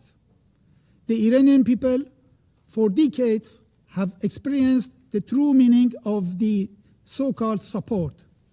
The United States pattern of coercion and interference under the deceptive pretext is clear, from the orchestration of the 1956 coup against the democratically elected government of Dr. Mossadegh to its extensive political, military, and intelligence backing of Saddam's regime war of aggression against Iran. From the downing of Iran Air Flight 655 in 1988, killing 290 innocent civilians, to its complicity in assassinations, sabotage, and attacks against Iranian civilian and infrastructure, including the war of aggression carried out in June 2025, and from decades of unlawful unilateral sanctions to systematic economic coercion. These measures have gravely violated the Iranian people's fundamental rights, including their inherent rights of life, health, and development. Unfortunately, several Western members of this Council, including France and United Kingdom regimes, have once again adopted their familiar double standards while claiming to champion human rights and to support the Iranian people. They have, alongside the United States regime, imposed some of the most severe and unlawful sanctions in modern history. Sanctions that have inflicted widespread suffering on civilians.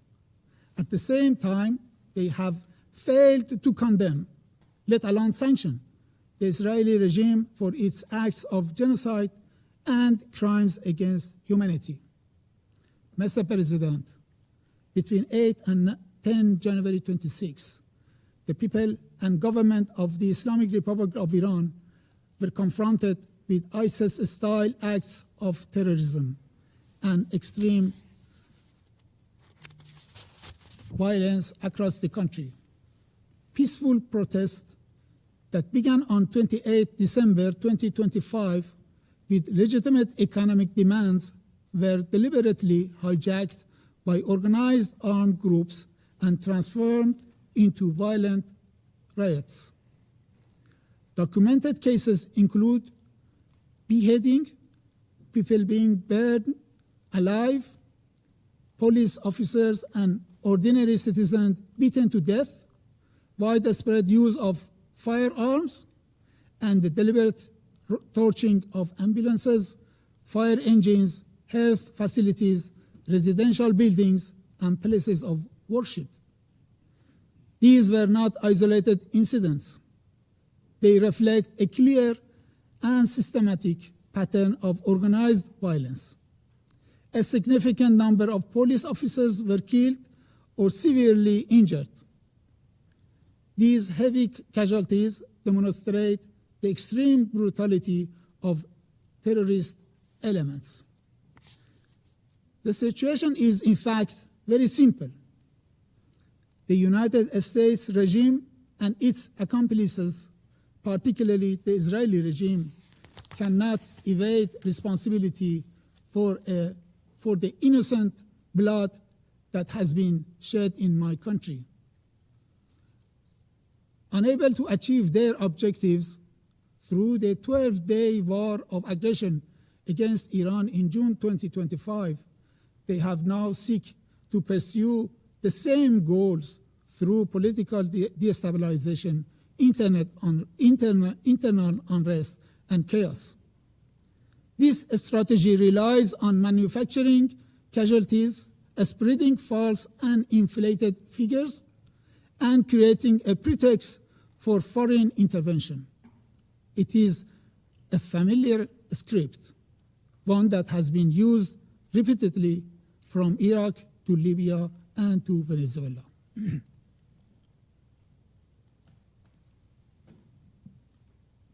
Mr. President, allow me to recall only a few of interventionist and reckless statements made by U.S. officials, which clearly demonstrates Washington's direct involvement in this unrest. On 29 December 2025, during a joint press conference with the Prime Minister of Israel regime, the President of the United States regime declared, if Iran continues with its missile program, yes, I support a strike. If they continue with their nuclear program, the strike should be immediate. He further threatened, we are going to have to knock them down. We'll knock them down. We'll knock the hell out of them. On 2nd January, former U.S. Secretary of State Mike Pompeo openly acknowledged the presence of Mossad agents among the rioters. I quote the same wording he used in his message in X. Happy New Year to every Iranian in the street, also to every Mossad agent beside them. End of the quote. On 3rd January 2026, the President of the United States regime stated, we are locked and loaded and ready to go On 10 January 2026, Senator Lindsey Graham publicly incited violence action, stating when President Trump says, "Make Iran great again," it means protesters in Iran should defeat the Ayatollah. On 12 January, the White House spokesperson confirmed that President Trump would not be hesitant to use military force against Iran. On the same day, Senator Graham declared, I quote, "Iran's leadership must be destroyed. This is the best opportunity since 1779 to change the Middle East." On 13 January, the US President stated, and I quote, "Iranian patriots, keep protesting.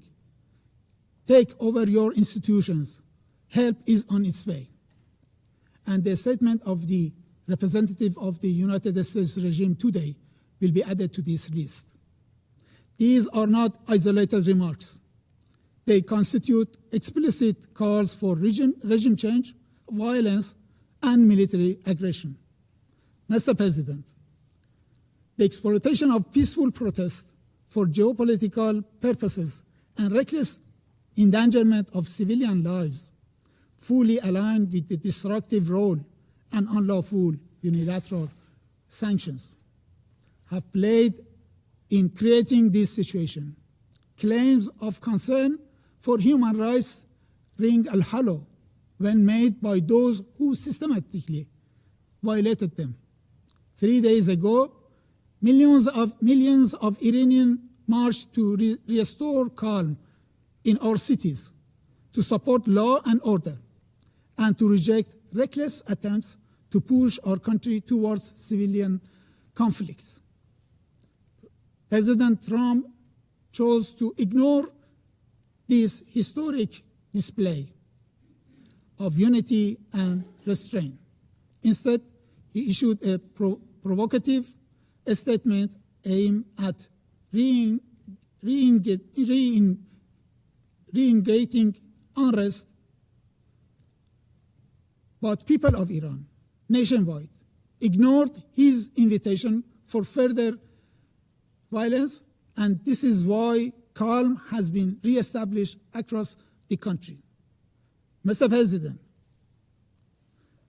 any threat to use of force against the Islamic Republic of Iran under any pretext, including claims of protecting protesters or supporting the Iranian people, constitute a grave and manifest violation of international law and the UN Charter.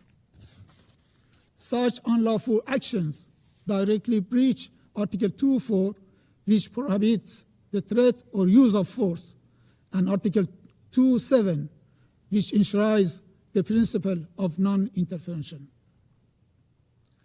No rule of doctrine, narrative, or political justification can legitimize unilateral military action or coercion without explicit Security Council authorization under Chapter 7. Invoking humanitarian rhetoric to justify force in a deliberate abuse of international law. The Security Council, its members, and the Secretary General bear a clear legal, moral, and political responsibility to unequivocally reject and condemn such unlawful actions before it is too late. The credibility of the United Nations and the survival of the Charter itself now depend on whether this fundamental prohibition is upheld or eroded by one of its own permanent members.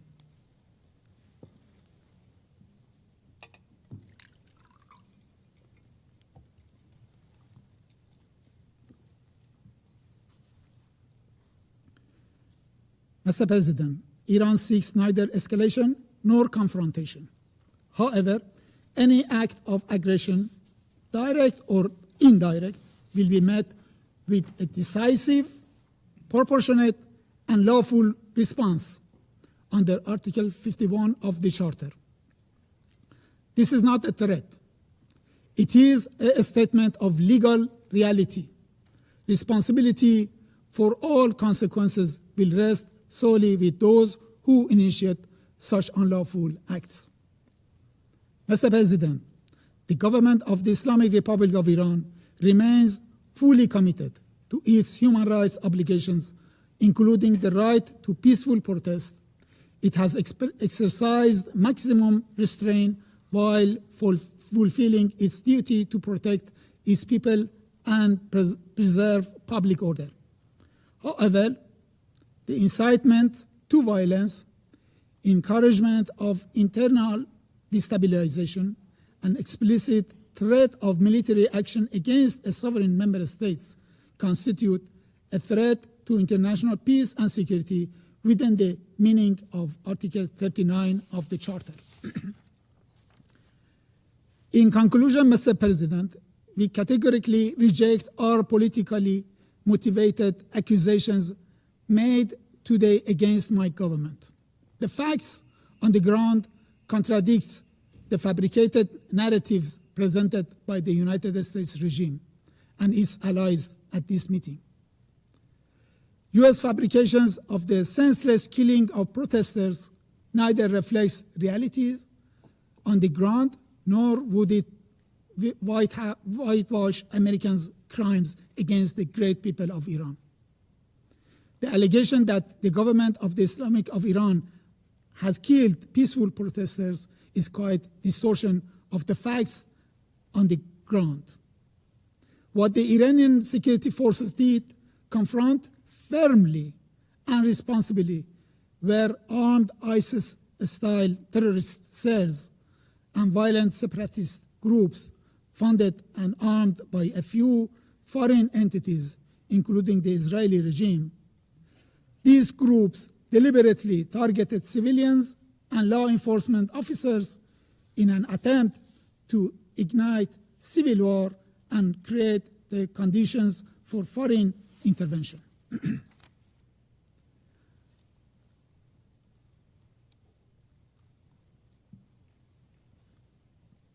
The claim that internet restrictions were imposed to conceal harm to our own people is equally false. On the contrary, temporary limitations were necessary to protect Iranian nation from evil operations that foreign agents, including Israeli one, are conducting against the safety of the nation. It was also absolutely vital to prevent huge cyber attacks against Iran and its infrastructure, and to disrupt communications among terrorist networks, coordinating terror operations from within our cities. I thank you, Mr. President. I thank the representative of the Islamic Republic of Iran for the statement. There are no more names inscribed on the list of speakers. The meeting is adjourned.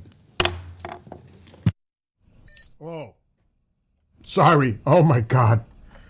I have, before I put myself on screen, I'm agreeing with Teflon because my hands are shaking and I'm like freakishly, nervously pissed. But is anything surprising really what you heard? Really? Really? Really?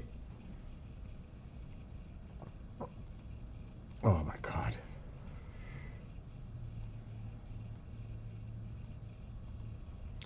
I was pissed this morning. I'm even more pissed now.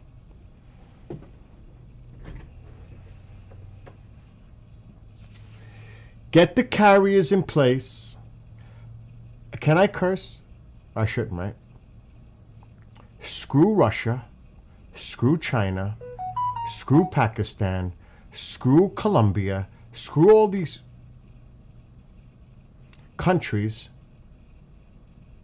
Definitely, these fuckers can go drop dead. What he just said, everything was a lie.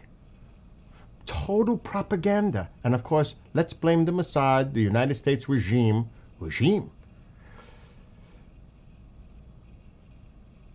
I mean, we can go on and on and on how insane that just was. It was absolutely insane. And then oh my God, how he opened and saying that to those people sitting there. Oh, they've been living in the United States for 20 years. They don't know what's going on. They're like operatives of the United States. How dare they be here at this briefing? They don't even know what a briefing is. I'm like, I wish the people of Iran would have heard those two people speak at the beginning and what he just said about them. I hope that people put that shit all over social media and translate it. That was just outright disgraceful, disrespectful, and like ignorant of the truth. So you're saying these people weren't tortured and brutalized, and is that what you're saying? Or that you didn't try to assassinate our fucking president and then threaten him again yesterday on state-run TV with a photo of the president of what nearly happened a year and a half or so ago here, and saying next time it won't miss or something like that? They threatened the United States yesterday on state TV.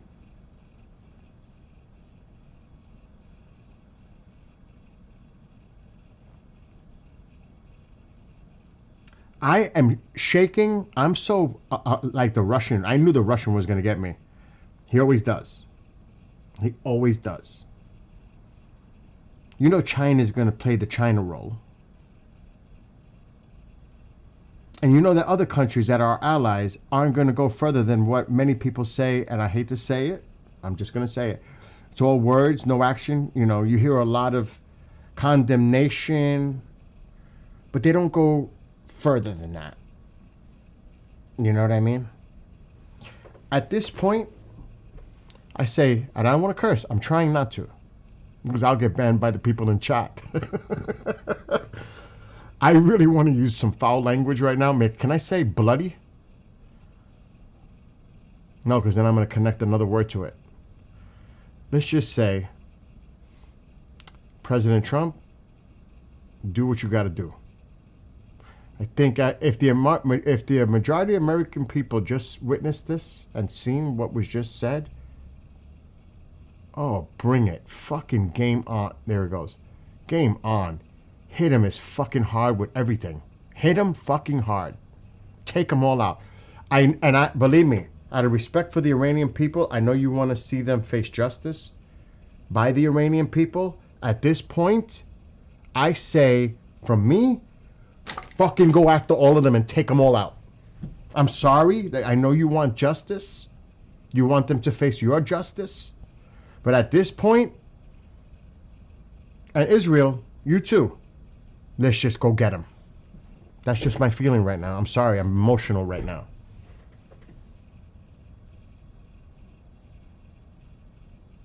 Does anybody disagree with me in chat? Am I being overreactive?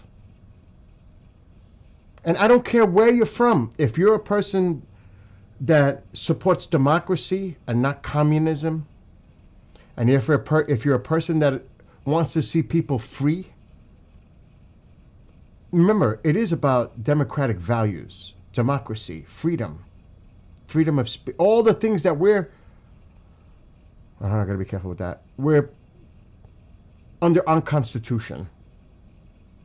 I can't necessarily protect it, because are they really truly protected these days? I don't know.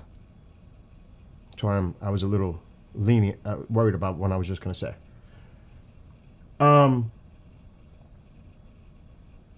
I say it's fucking go time and take these fuckers out. I'm sorry I got to use the language. I have to use language because I'm a New Yorker. This is how we speak. This is not to show less intelligence. It's just a typical New Yorker reaction when we get pissed. It's as simple as that.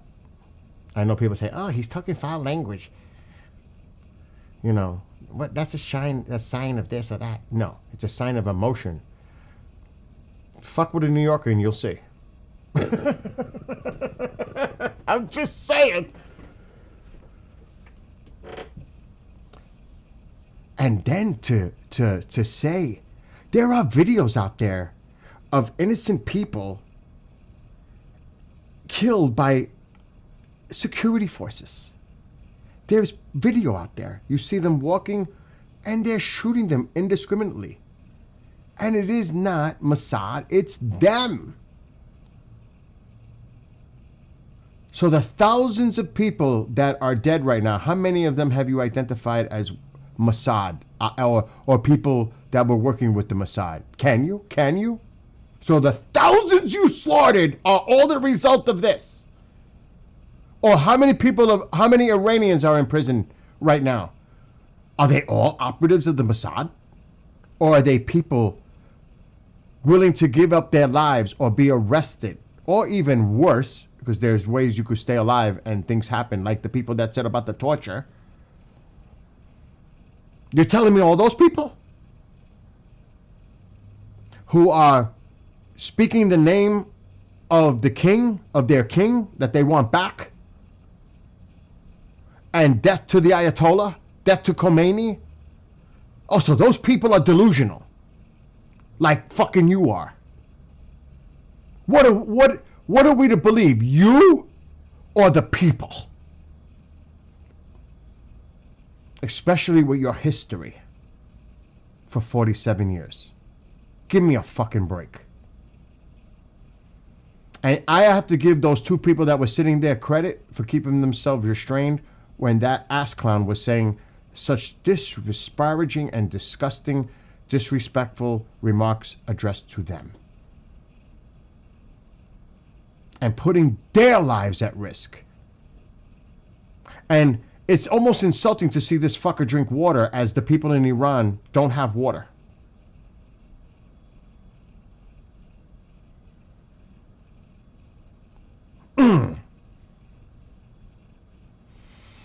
I gotta take a deep breath.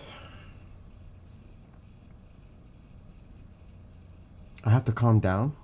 And I wonder what the fuck that note said. What?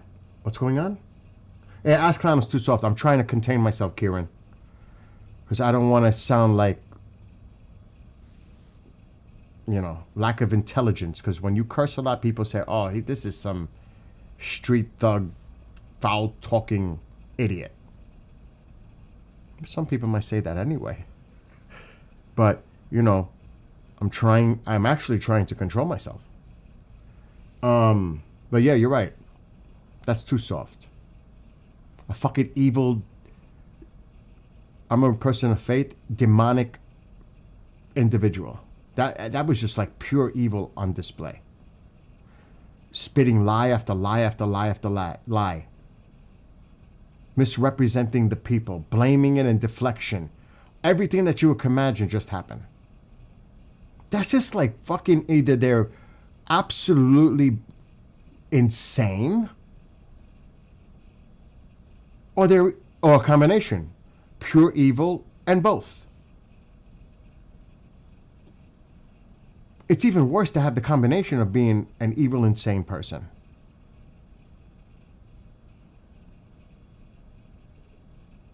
I'm just going to read some of your comments.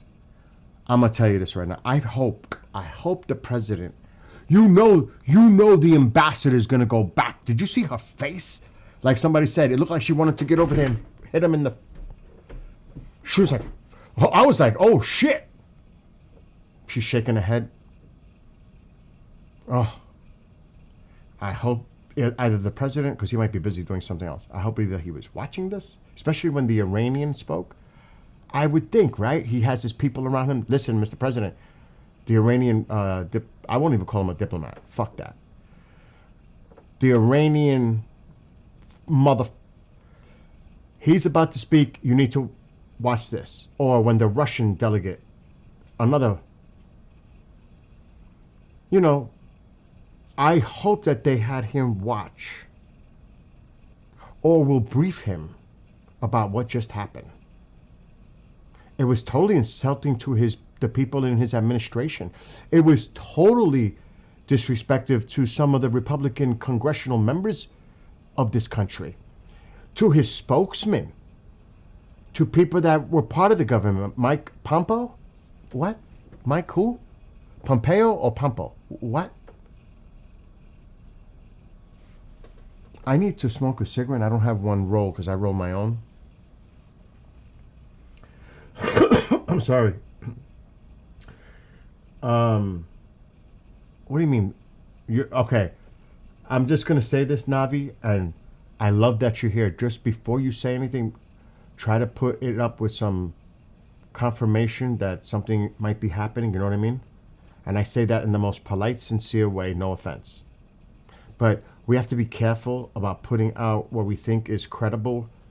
I'm very careful, even though sometimes I say this is, not confirmed, but we have to be careful. I'm just saying that sincerely. But you are welcomed here. And I understand, U.S. is super weak. The U.S. is in fact super weak compared to China and Russia. And the money is declining there when Trump is yapping about the cost of the operation in Venezuela. And that's why he increased more than anyone else the plan to increase the military budget by $1 trillion. Who spends $1 trillion? China? Russia's economy is so fucked. Russia has to get equipment from other countries. And to believe it or not, a lot of people are pulling away from purchasing military equipment from China and Russia because they see how superior our technology is and our equipment. To be factual, to fact check that a little bit. So far, Chinese and Russian-made military equipment hasn't looked too good, has it?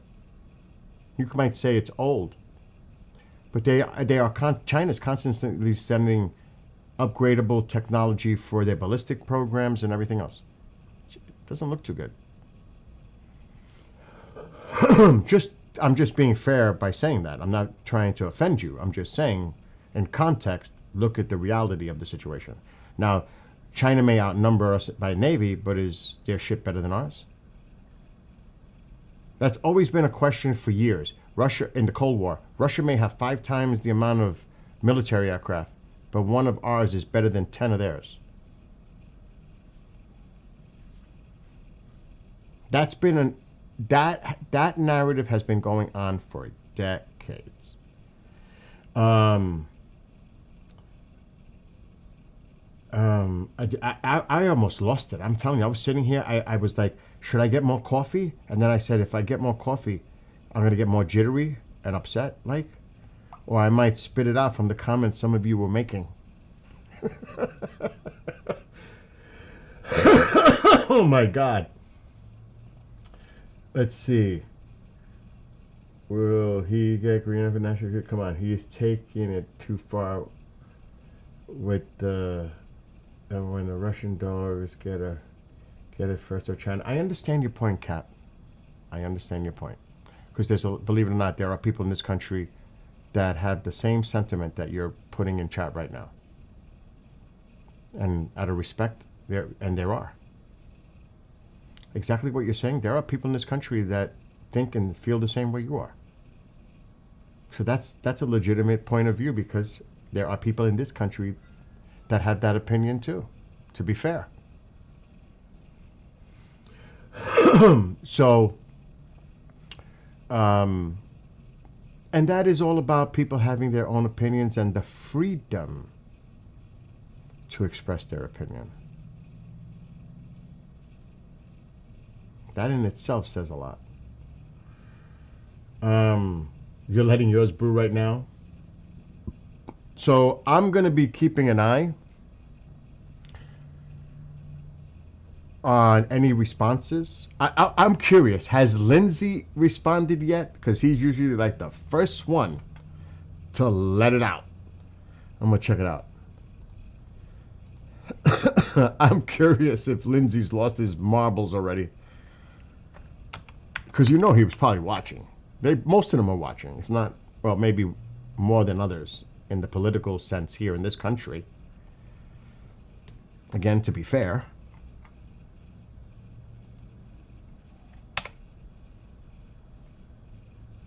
And they might be watching to try to use it. That's just the way it is.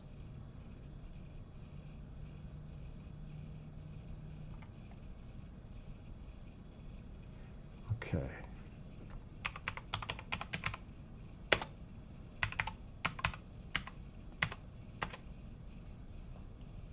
I can only imagine the reaction of Goldie and Tusi after seeing what the Iranian said. Oh my God. And the Iranian people that made their statements at the beginning. Oh my God. I mean, what would you say to a person who is Iranian after seeing something like that? Oh my God. They'll never show that in Iran. The two people, the witness, the people that testified, made a statement. They'll never show that.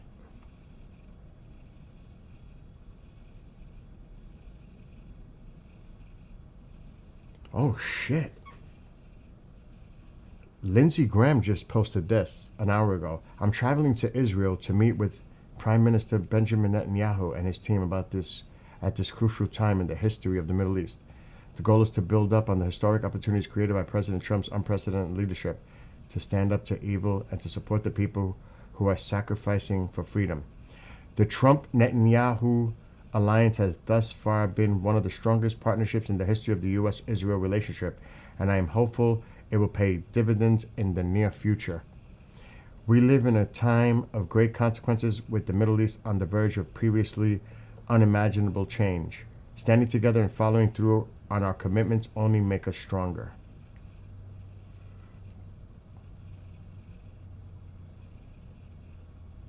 That's what he posted.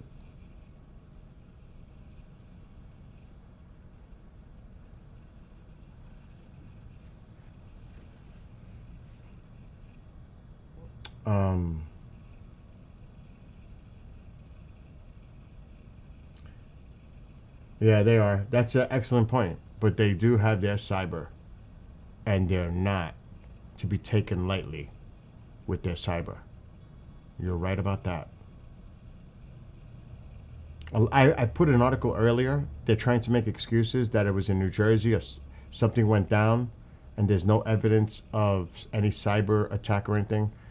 But then the cyber experts were saying not so fast, because if that were the case, how come it spread throughout the country so fast?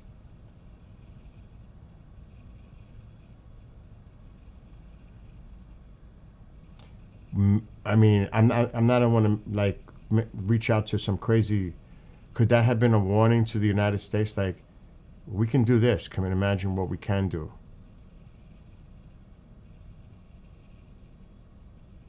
And I am way, way out there by saying that. I know that, but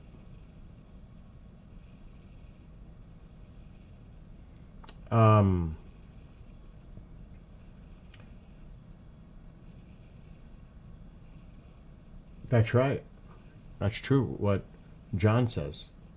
I respect all religions, but don't come telling me what I should believe, and that if I don't believe what you do, I deserve to die.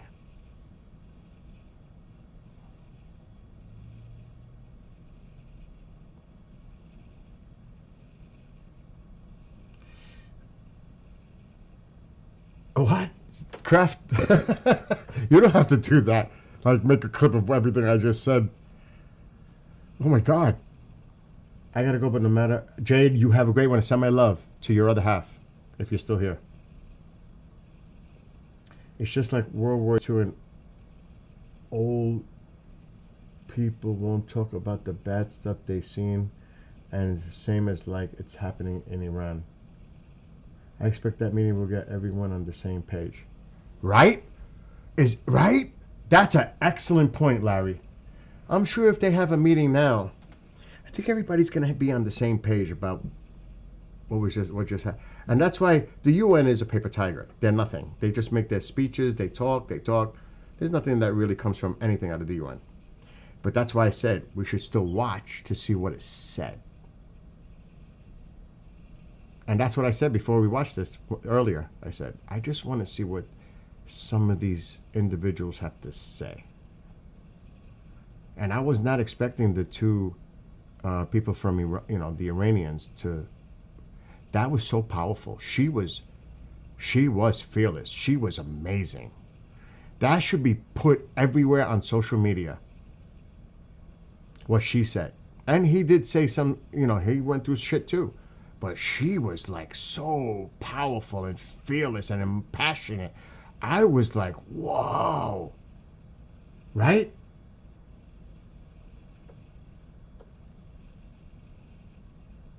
You know? No. I don't. Everybody has a right to voice their opinion, as long as it's respectful. We may not agree, but that's what it's all about. But once it crosses that line, then that's different.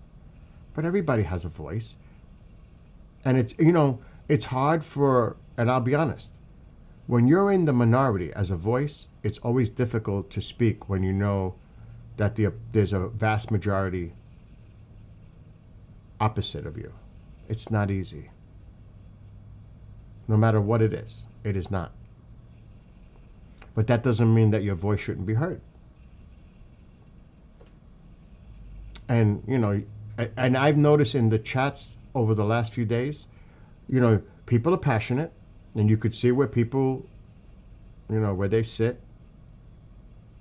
But they've been very respectful to each other.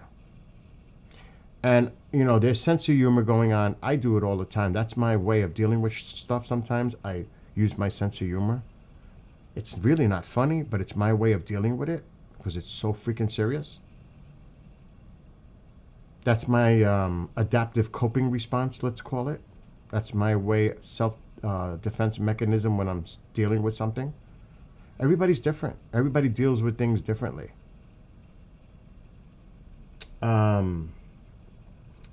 Okay, I'm trying, I just want to make that clear to everyone. It doesn't matter where you stand, as long as you're respectful. I don't think anybody here is going to go after you and disrespect you in that way. As long as everybody's disrespectful. The United Nations was a useless waste of money. Most of these leaders flying their private jets to go and take no stands. And if they do, it's all empty. It's bullshit. The only people who spoke sense were the 2 and U.S. rep. Well, the only one that that was there, you notice Israel was absent. The only one that would take action in there is the U.S. The U.K. is not. France definitely isn't. And yes, the most powerful voices in that room today were the 2 Iranian people. To me, those were the 2 most powerful, like you were listening on every word that they were saying from their experience. And how powerful it was. And how honest and brutally honest that it probably made a lot of people in that room cringe, though they would never admit it. Oh my gosh. And then from that Iranian asshole to disrespect them and call them operators of the U.S. and all this shit. Oh my God. How dare you?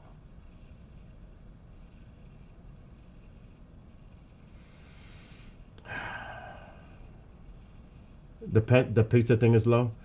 Look, I have to be honest, and I think a few people were here earlier.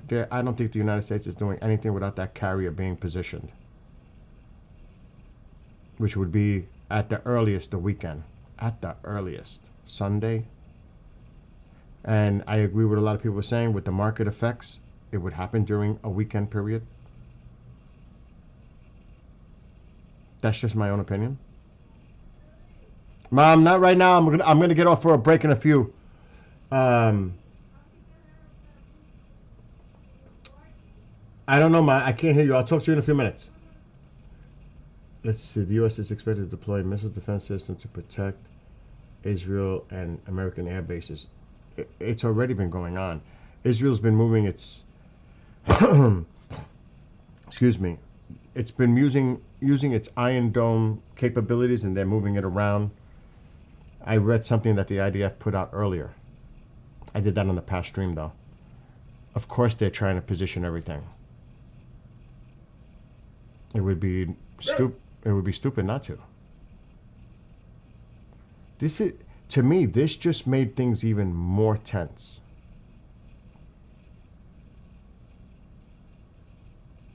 You can see you can't negotiate or have any kind of diplomatic conversation with them. Diplomacy is, I know that I'm a person also, I always want to see peace rather than nobody wants war. But do you honestly think you're going to be able to work with these individuals? And, you know, especially U.S. regime, the Zionist regime, all that. Meanwhile, Reza Pahlavi is saying, when it happens, God willing, he's going to immediately identify the state of Israel.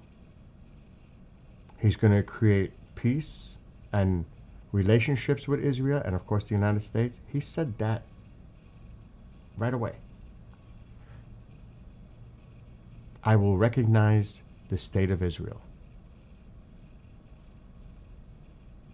So you got, it's so extreme.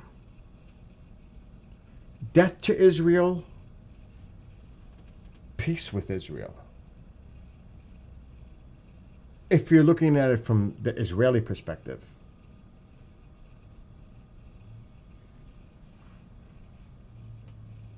And they had it in the past. They had relationships, actually for thousands of years, the Persians and the Jewish people.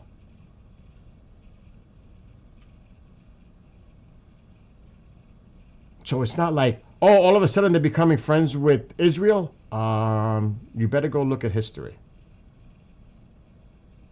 And I'm sure our Persian friends in here can school me on it.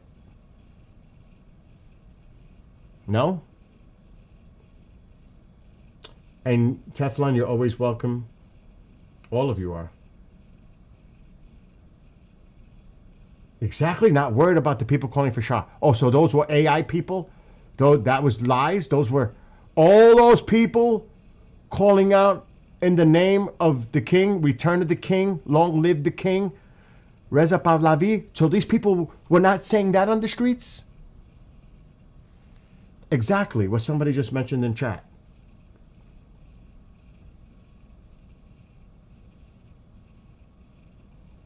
Yeah, and there was, Tusi was talking about the craziness going on in the political landscape in the UK this morning. Anyway, what I'm going to do, because I need to eat.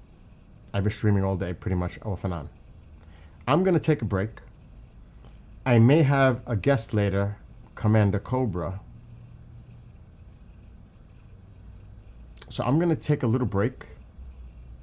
Keep an eye on any feedback or comments of what we just seen, the debacle in the UN. I'm going to keep an eye on that while I'm eating. But love to all of you. Thank you for being here and taking the time, precious time that is your precious time, to participate here and to witness what we just seen. I think for many of you it is important to see this. Have a great rest of your night, morning, whatever it is. And hope to see some of you again, because we're building actually our own little community here. Iranians and on the global landscape as well, which is so important to me. It just shows people from all over, mostly. Anyway, all of you have a great one, and I'll see some of you later.